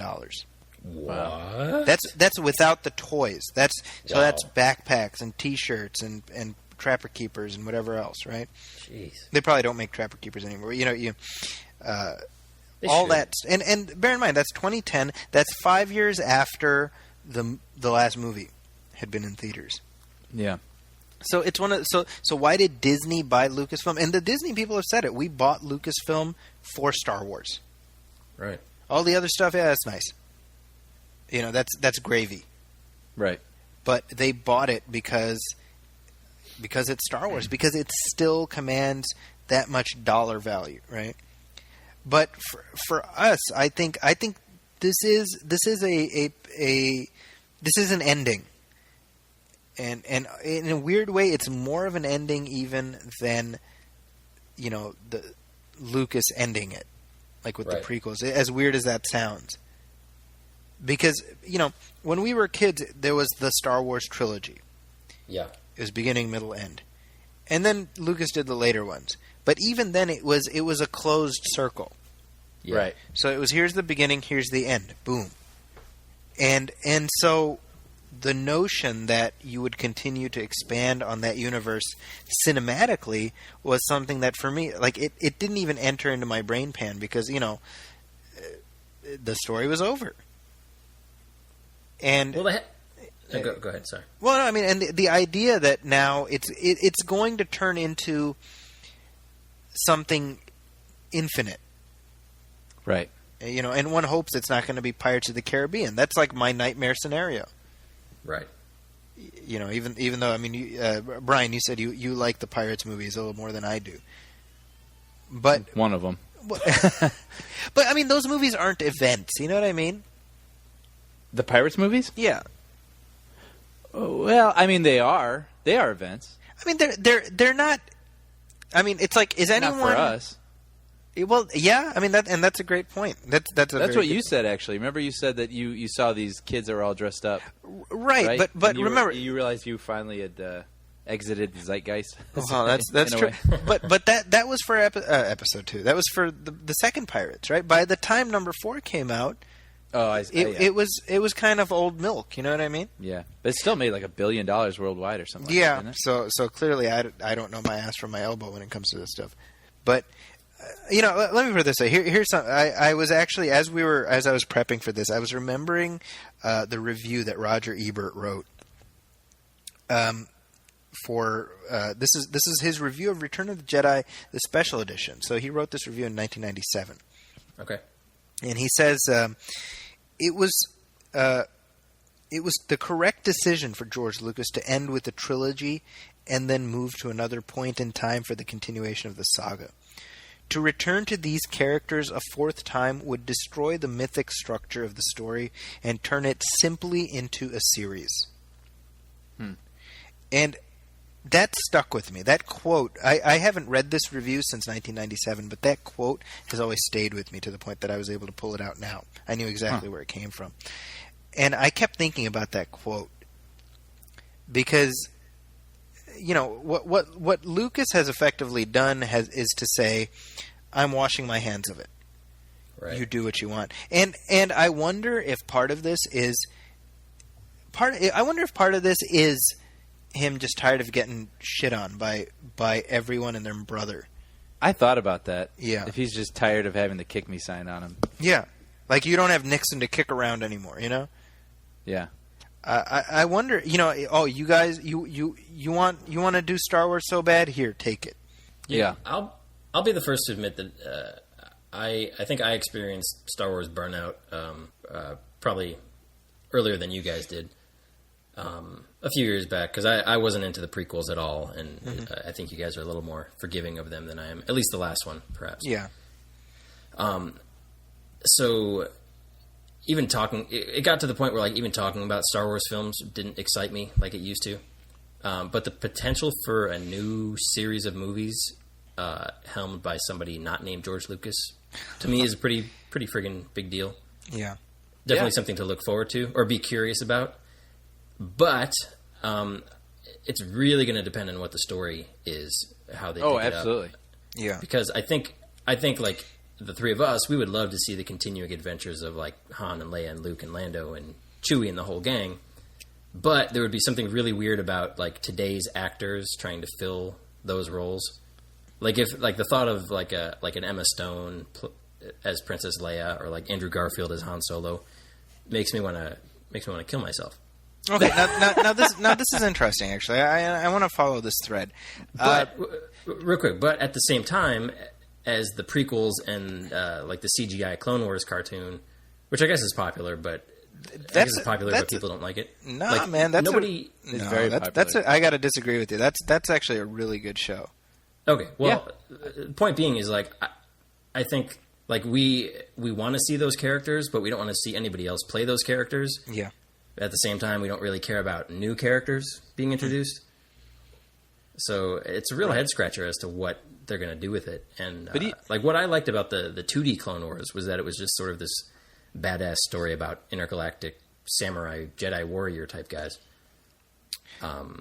You know, it didn't worry me so much about like all that political BS and, you know, Senate hearings and all this other stuff. It was just like, hey, Jedis are cool. They carry lightsabers. They do cool stuff. They fight bad guys. See, and that's what's interesting, though, is like all those films and even the cartoons and all the things that you're mentioning right now all take place within one story. Yeah. Right. You know, like the rise of this, the fall of that. You know, and so it's like you said with Jedi, like it's over. Like that story's over. So it's like, what will these next 3 films be to connect to the previous 6? Like where do you go? It's going to be weird not having the 20th Century Fox fanfare at the beginning of a Star Wars movie. Yeah, I think that's for a lot of people that's going to be one of the hardest bridges to cross. Yeah, getting past that. Just going off of what you said earlier. I mean, clearly Star Wars has been at its best the further away from Lucas it's gotten. Right. It's kind of like Hancock, where you have the closer Will Smith and Charlize Theron get, the weaker they get. I feel like that's what happened. The more involved George Lucas was. That's like a weird reference, by the way. I don't know why I would make a Hancock reference. It's just, I don't know. That's the first thing that popped into my mind. Peter Bergsomer's like, thanks, man. Yeah. Thanks. Next week I make a reference to Battleship. No, but everyone knows that. I mean, it's just accepted, right? Empire Strikes Back is the best one. That's the one he had the least to do with. The Clone Wars show is, I think, excellent. I mean, it does everything the prequels should have done to make specifically Anakin Skywalker a likable character, an admirable character, and it's almost the redemption of that character. So there is that where you say, okay, the further this is away, the better. Like Lucas got the ball rolling, now let other people pick it up. But I'm wondering if this is going to be one of those be careful what you wish for situations. Yeah. Because Star Wars, like it or leave it, was one man's vision and other people interpreting that.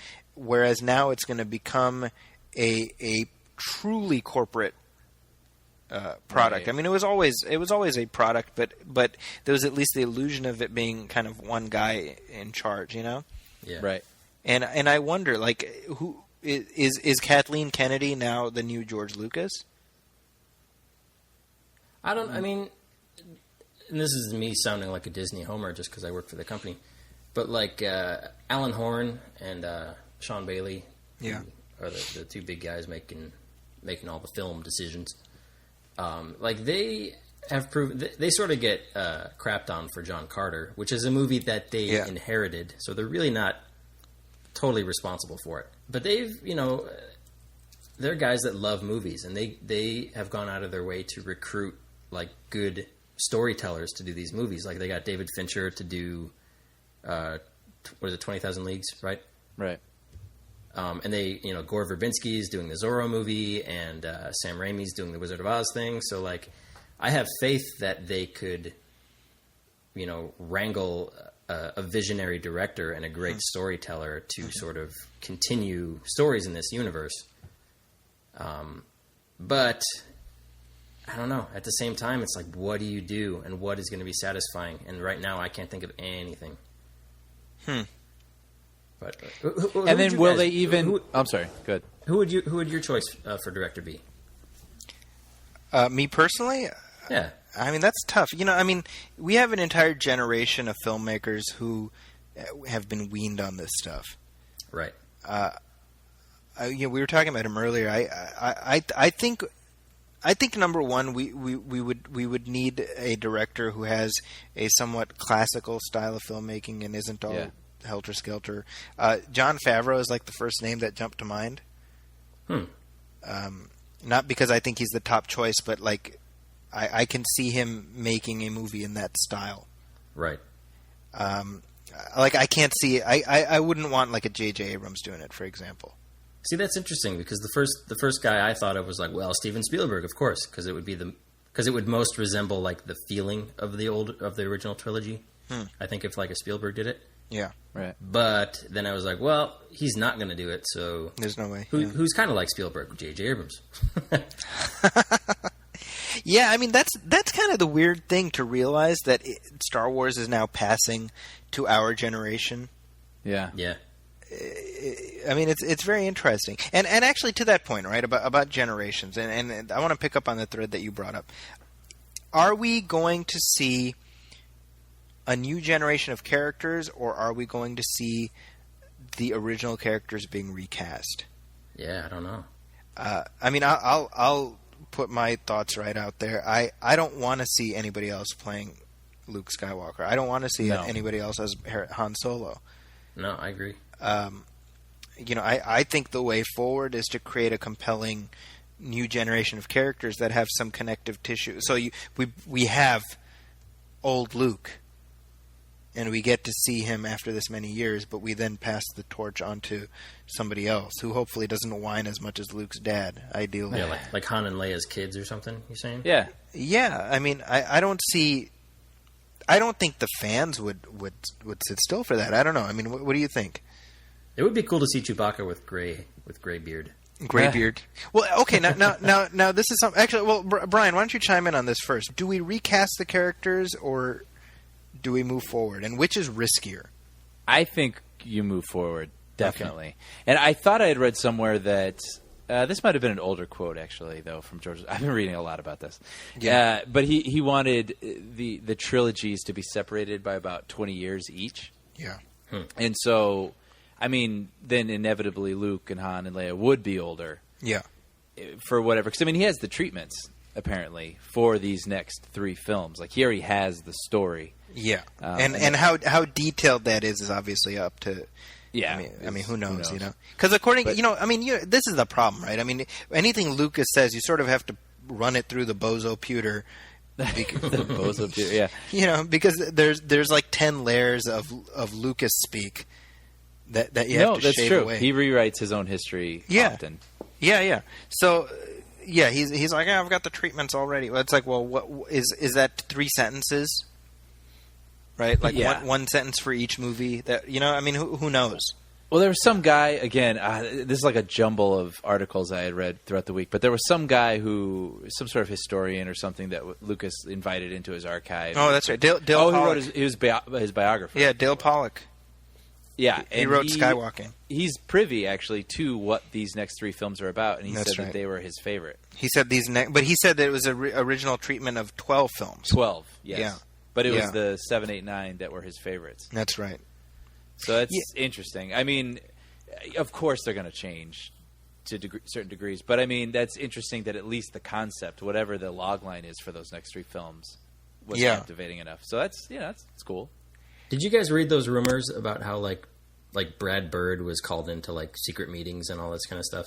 So there's like speculation. I heard his name come up a lot, but I didn't. He's like the front runner for because you got to figure if the movies come out in 2015, like they probably already have a good idea of who's going to be doing it. Yeah. Wait a minute. Wasn't there some sort of like top secret movie that Brad Bird and Lindelof were working on that they weren't allowed to talk about? They keep. Oh, well, please don't let Damon Lindelof write the next Star Wars movie. Well, Brian, it's funny that you bring that up because specifically that same rumor is what somebody brought up on, I think it was Ain't It Cool News earlier today that I read, where somebody said, this must be that secret film that Brad Bird and Damon Lindelof were working on. No. You know? It says, I just clicked through a link on Ain't It Cool News. It says here, in case you haven't seen it yet, I figured I'd forward my silly little theory from the talkbacks that Damon Lindelof and Brad Bird might be the writer-director team for Star Wars Episode 7. Interesting. You think there'd be a Chewbacca Jesus? Well, okay, now, to this point, there is a vast and voluminous expanded universe of Star Wars quote unquote canon that is out there. Now I don't follow this stuff, but I know people who do, and I mean it's actually breathtaking, how detailed, and how expansive it is in terms of they've taken the Star Wars universe and taken these characters and just continued them out several years into the future. I mean, 40, 50 years in. And, you know, they've like Chewbacca is dead. Yeah, I feel like I've heard. I don't follow any of that stuff. Yeah, I mean, well, it's funny, right? Because my kids are really into Star Wars right now, which is fun for me. It's I'll be at like a convenience store or something, and my kid will see my 3-year-old. He'll see like a greeting card with Anakin Skywalker, and he'll be like, "Oh, that's Anakin Skywalker." And in my mind, I'm like, "Oh God, please learn to play basketball too, or something." You know, like. But on the other hand, I'm like, that's kind of cool too. You know. Very cool, yeah. That Lucas has just created this thing that just goes on and continues on. But I actually read the old Marvel comics to them, the Marvel Star Wars comics to them on our iPads. We have the digital copies of them. So I'll occasionally. There's a website called Wikipedia. That's, you know, it's obviously it's all monitored by Star Wars fans, and I'll look up various characters on there, and you realize, like, man, they've really just expanded this thing and really made it a living, breathing part of the whole universe. So it doesn't feel like there's the movies and then there's all the licensed stuff, right? So if this movie is set in the next within, say, it's been 30 years now since Return of the Jedi, right? So if this movie is set in the 30 years after Return of the Jedi, I mean, that bumps into whatever expanded universe canon there is, right? Right. So then the problem is, okay, well, are the filmmakers going to feel constrained by that? Probably not. I doubt it. Yeah, they're going to want to do their own thing, right? So then it's like, well, the books and all that stuff are probably going to be ignored. Well, that's what I was saying, right? So I'm like, on the one hand, I don't feel bad for the fans, but I do feel bad for the people who have worked to make this all fit together under the assumption that there was not going to be any more story.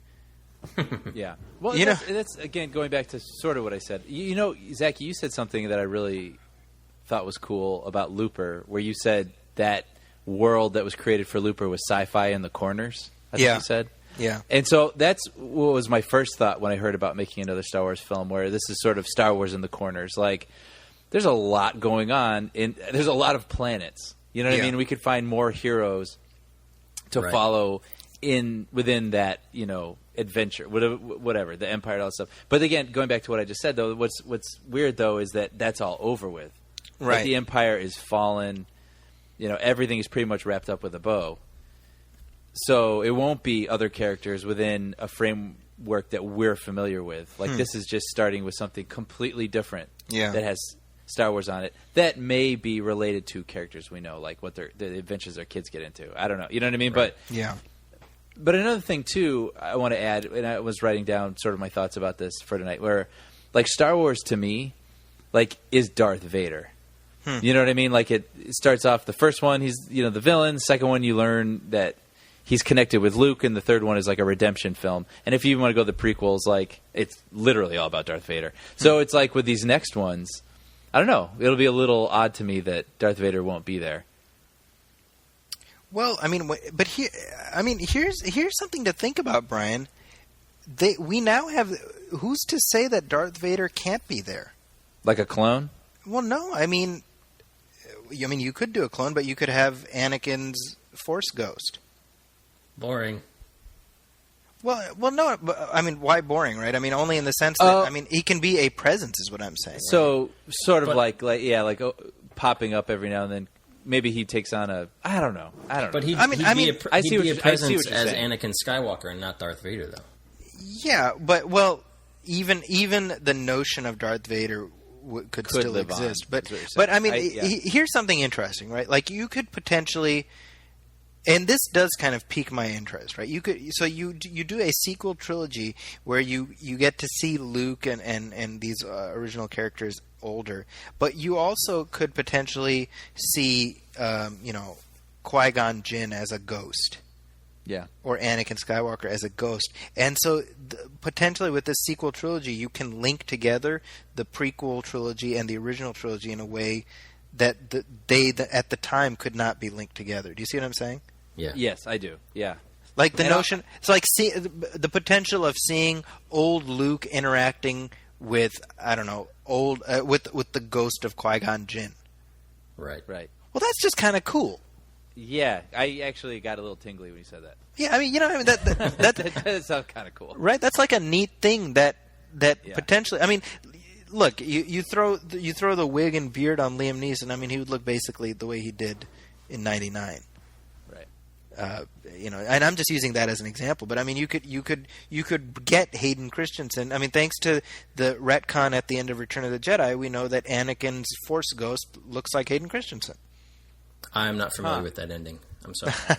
That was, seriously, if I could change one thing out of all the things he changed, Yeah. that's the one I would take back.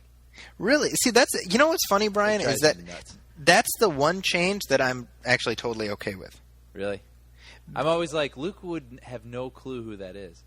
But well, here's why I'm okay with it, because I think that given the intention of having it fit with the prequels, it makes more sense to have the Anakin that we know than the old man Anakin who nobody would know. Yeah. I mean, I understand it. I do understand it. I just personally... Yeah. Well, I mean, and I've said this before, I would have been a lot happier if he would have just hit save as before he made his changes. Yeah. So that we could at least have access to the original version, But that's really what it comes down to, is that Star Wars now becomes a product the same way James Bond is a product, and it's going to be assuming the dollars keep coming in, it'll be a multi-generational thing that like Skyfall is coming out next week, and I can't even tell you how excited I am, right? And what is that excitement from? Well, it's because I love the franchise and everything else, and it's because going back to my childhood, I have memories of seeing a new one of these flicks every years, Right. every couple of years, and that's what this is going to be like. Just please don't let Damon Lindelof write the script. I'm sorry. Yeah, that's. If he writes the script for the new Star Wars movie, it's going to be some weird thing where like all the characters are midichlorians, and we all make up the power in the universe, and then the universe is actually a drop of dew on a Wookiee's turd or something like that. Maybe. Like, that'll be the conclusion. Like, oh, so it is the dew? I don't know. It wasn't clear. It just cuts to black. Yeah. Yeah. Here's another thing. Now, obviously, there's going to be stylistic changes, right? So do we want these new films to be as much of a stylistic whole with the extant ones as possible, or do we want them to start switching things up? I think it eventually they will get switched up, because, like with Bond and things like that, where it sort of changes with the times. But I feel like for now, you have to at least link them tonally for now. It's a very sensitive, you know what I mean? Once they become coming out every 3 years and it gets a little more diluted, then you can do whatever. But I feel like, because I was thinking about that also. I mean, John Williams is like John Williams. 40 or to maybe even 50% of those films. Yeah. He is just as much a storyteller as George Lucas is with those movies. Yeah. And what will that feel like? I mean, would he do these next movies? Would he not? I don't know. I bet they approached Michael Giacchino or Giacchino. I can however you see say that, his name. and I think he's probably the closest fit. I was literally thinking that exact thought as you were talking, that I can't. If you've heard Giacchino's music for John Carter, It's great. yeah, it's Or Super 8. Super 8's a great score. Yeah, that's also very, very kind of very classic sound. Yeah, very John Williams sounding. But I mean, you have to assume they're going to go to Williams first. Sure. I mean, how can they not? Right. But yeah, I mean, I'll tell you, this was the kind of game changer that we really haven't seen in the film industry in a while. Mm-hmm. And it's weird because at present all I'm seeing is upside for the brand. I don't think he could have chosen a better place for it to end up than at Disney. Sure. Because when you think about it, like, oh, why didn't he give 20th Century Fox a chance? Well, it's like, well, have you seen what 20th Century Fox has done with their franchises? Yeah. right? Yeah. I mean, his whole rationale about Disney was that it'll be safe within a larger organization, and they can market it for kids and whatnot. And it's I'll tell you. I mean, I remain not so much a fan of the prequels, but it's weird to have that separation from George Lucas to the extent that now you can sort of a lot of the anger that or resentment that people felt towards Lucas seems to have suddenly and immediately dissipated. Yeah. I don't know. Yeah, if you heard that story today about him, what he's doing with the money, right? Oh, that's right. So Brian, what's he doing? Well, he inherited $4 billion, and he just came out that he's going to donate most of it, if not all of it, to charity. That's something really about helping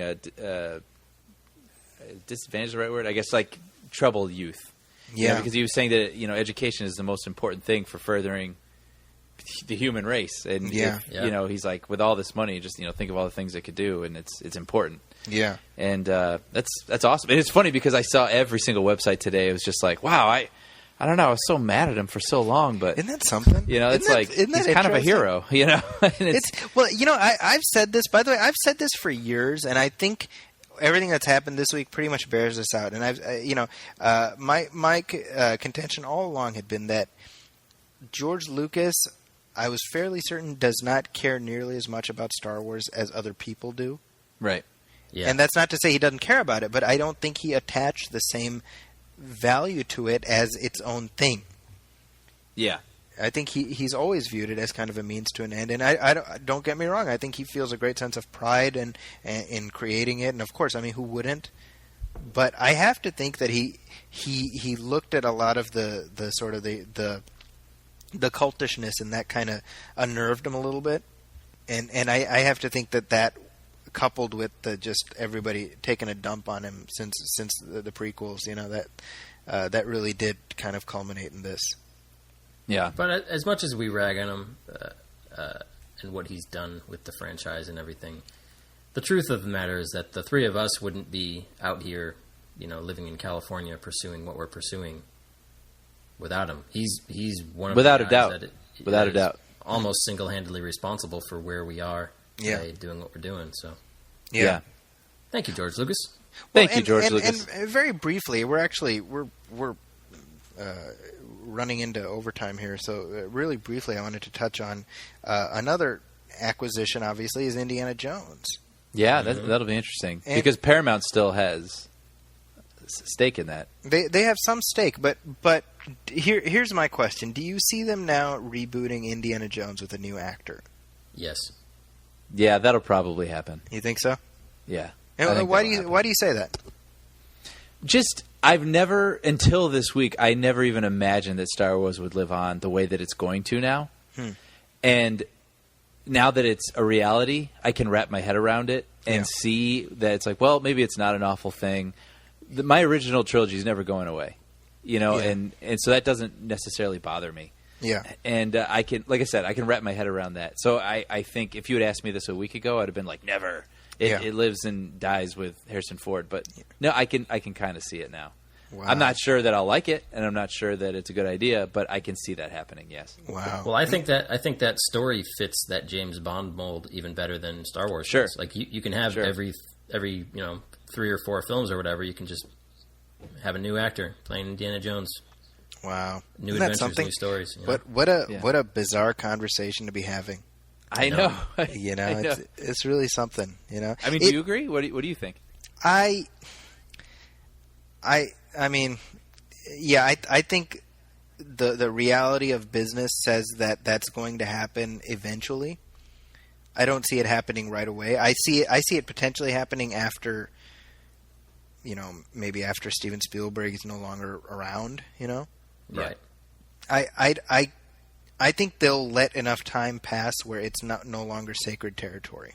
Right. I mean, you can, they're rebooting Perry Mason now with Robert Downey. It's there was a time when you'd be like, how can you do Perry Mason without Raymond Burr? Right. You know, remember they brought in those other old guys to fill in for him. You know, and it's one of those things where you realize, well, enough time is going to go by, and that character isn't going to mean as much. So then, and Disney is sitting on this IP, so we recognize that. But I mean, it is sad to an extent. You know, I mean, I say this a lot, right? Where, what about just letting a story end? Right. And letting it be what it is. You know, like Back to the Future, let's say, you know, they could have kept going with that. Right. You know, they could have kept making these movies where it's the adventures of Doc and Marty throughout time, right? But they didn't, and so we have these 3 great films that stand as this one work, and because it's just those 3 stories, we cherish them more. Yeah. Right. And I recognize that, and you know what? They've still managed to do other things, and they've merchandised those movies, but those movies stand alone. Right. And I kind of say, well, what's wrong with that? What's wrong with letting a story be a story with a beginning, a middle, and an end? Because if you think about it, we get that less and less these days. You know, I think what it's like anything, right? What makes us cherish our experiences in life, it's knowing that it's going to end. Yeah, you know what I mean? Like, so there is something about that where, to me, like, you know, we talked about Indiana Jones 4 a few weeks ago, right? And part of what made that movie so disappointing is that we realized, like, you can't go home again. Yeah. That you know, it is bittersweet because it's like, you know, the expectations that we have can never be met up to, and to me that's kind of what happens with when we open the door for Star Wars to be sort of an open-ended thing, then we open the door for it to become something ordinary, which it never was even at its worst during the prequels era. Right. So that's, I mean, that's something which that is why people are so passionate about it. Yeah, in their dislike of it. Yeah, exactly. Right. Yeah. So I mean, this is something that hopefully, you know, we'll have plenty of episodes of the podcast to talk about as you know, for many years to come about you know, what the state of Star Wars is, you know, and has it become this just kind of generic, ordinary thing? Are they going to end up rebooting it? And what's going to happen? I mean, I think these are all. I will say this. I mean, I'm optimistic. And I would like, that's my conclusion as well. I'm optimistic. Yeah, I mean, this is a to be continued conversation, I think. Right. We are actually, you know, it's funny. We had a whole lot more content scheduled for today, but we ate up so much bandwidth with by the way, this fascinating conversation. I'm glad that we had this. Because I think we all 3 of us kind of needed to purge this discussion too, because we've been probably waiting to talk about it. But did you guys hear they're making more Star Wars movies? Get out! No, it's true. That's crazy talk. Pick up a newspaper. What's a newspaper? Before we close up shop for this episode, though, we have a new feature that we're inaugurating with this very episode, and I wanted to intro into this. This is something I've been wanting to do for a while now, and it's because I consider Brian's offhand witticisms to be very memorable, and I think you have some remarkable insights to offer, Brian. So this is something I've been kind of kicking you in the butt about doing.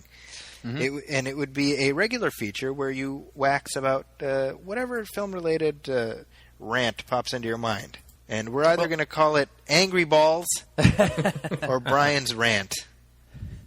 Well, it's funny because I had written this maybe like a few weeks ago, and it came from another thought, but it seems actually really relevant tonight. So anyway, you know, even though this, I imagine this segment will evolve a little over time, let me explain what I'm hoping for it to be.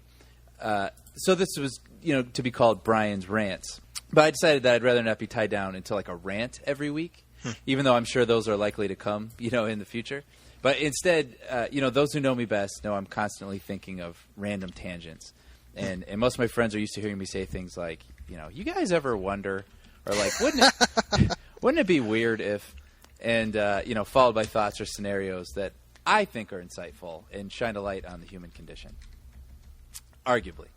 But I thought this segment would be a good time for those sorts of thoughts. So instead of Brian's rants, I mean, it could be called like Brian's thoughts or Sexy Time with Professor B.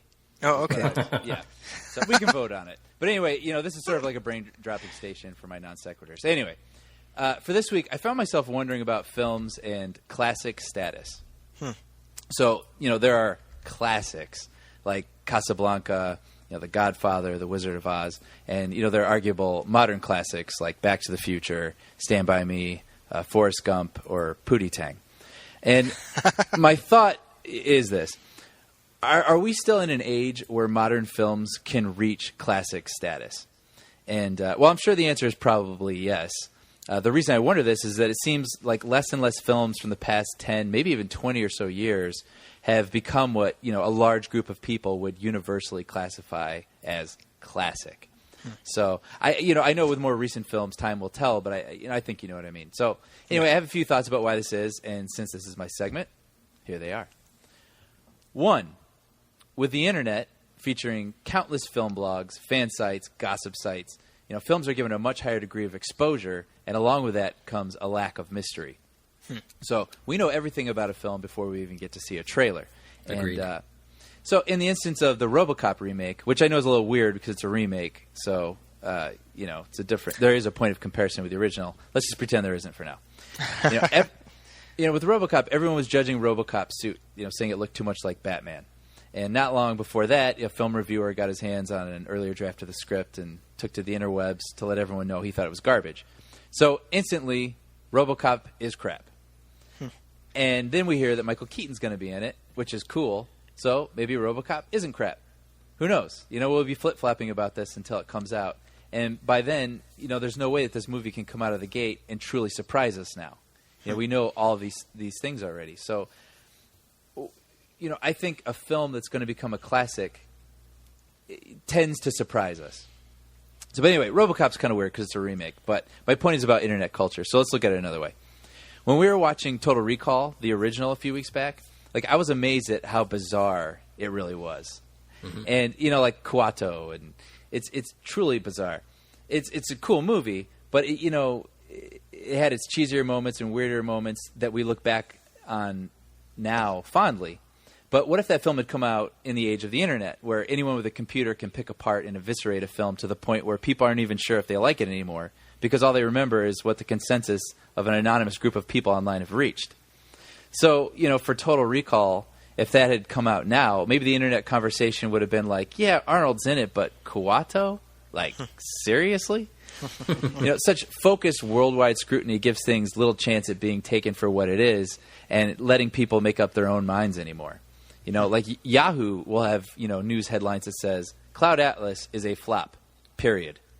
Right. And it's like, well, yeah, it underperformed, but, people seem to be of mixed minds about it. And, if I checked it out, maybe I might, nope, flop. So says Yahoo. Everybody got that? And thought number 2 is this. In this day and age, why it's harder for a film to become a classic, there's just too much stuff out there. Things don't. It doesn't have long enough time. Things don't have long enough time. So, I wanted to look at Looper. Zachy and I were fans of this film, and in spite of all the internet buzz throughout the year, it still managed to surprise its audience and created a little bit of a minor fervor that inspired, articles obsessing over its story, the rules of time travel. It inspired fan art, so on. But today, literally a few weeks after its release, people seem to have moved on already. And fans will no doubt stick by its side. They'll buy the Blu-ray. They'll go to the midnight screenings. But the major impact that film was ever going to make has already happened. Right. And it's still a good movie a few weeks later. It's still in theaters, but people have cooled on have-to-see-it status. Yeah. If they haven't seen it already. And a friend of mine actually said to me that he missed the opportunity to see it. Wow. And it's interesting because, Back to the Future was in theaters from July of 1985 until March of 1986. Wow. July of 85 to March of 86. And it was in the #1 spot at the box office for 11 weeks. And it was still making over $1 million as late as 6 months after it had been released. Crazy. $1 million a week. That's So crazy. today, with 4 movies coming out every weekend, not only in theaters, but you also have video on demand. You have countless television stations offering programs, that are sometimes even better than movies. You have podcasts, webisodes, so on. I mean, who has time to remember a cool movie we saw 3 weeks ago? So I'm not saying movies aren't loved anymore. They are, and they always will be. But does a film even stand a chance today to be around long enough, to be seen by enough people, and not just become another part of the collective noise today, but to stand apart, to make a dent, and to be beloved by this generation, and to be so strong in its story, its theme, and just overall experience that generations apart from now, as different as their experience will be from ours, will they love it just as much as we did? So, can a movie in this day and age become a classic? I'm Brian Hall. Thanks, Brian. That was awesome. Good segment. Yeah, excellent.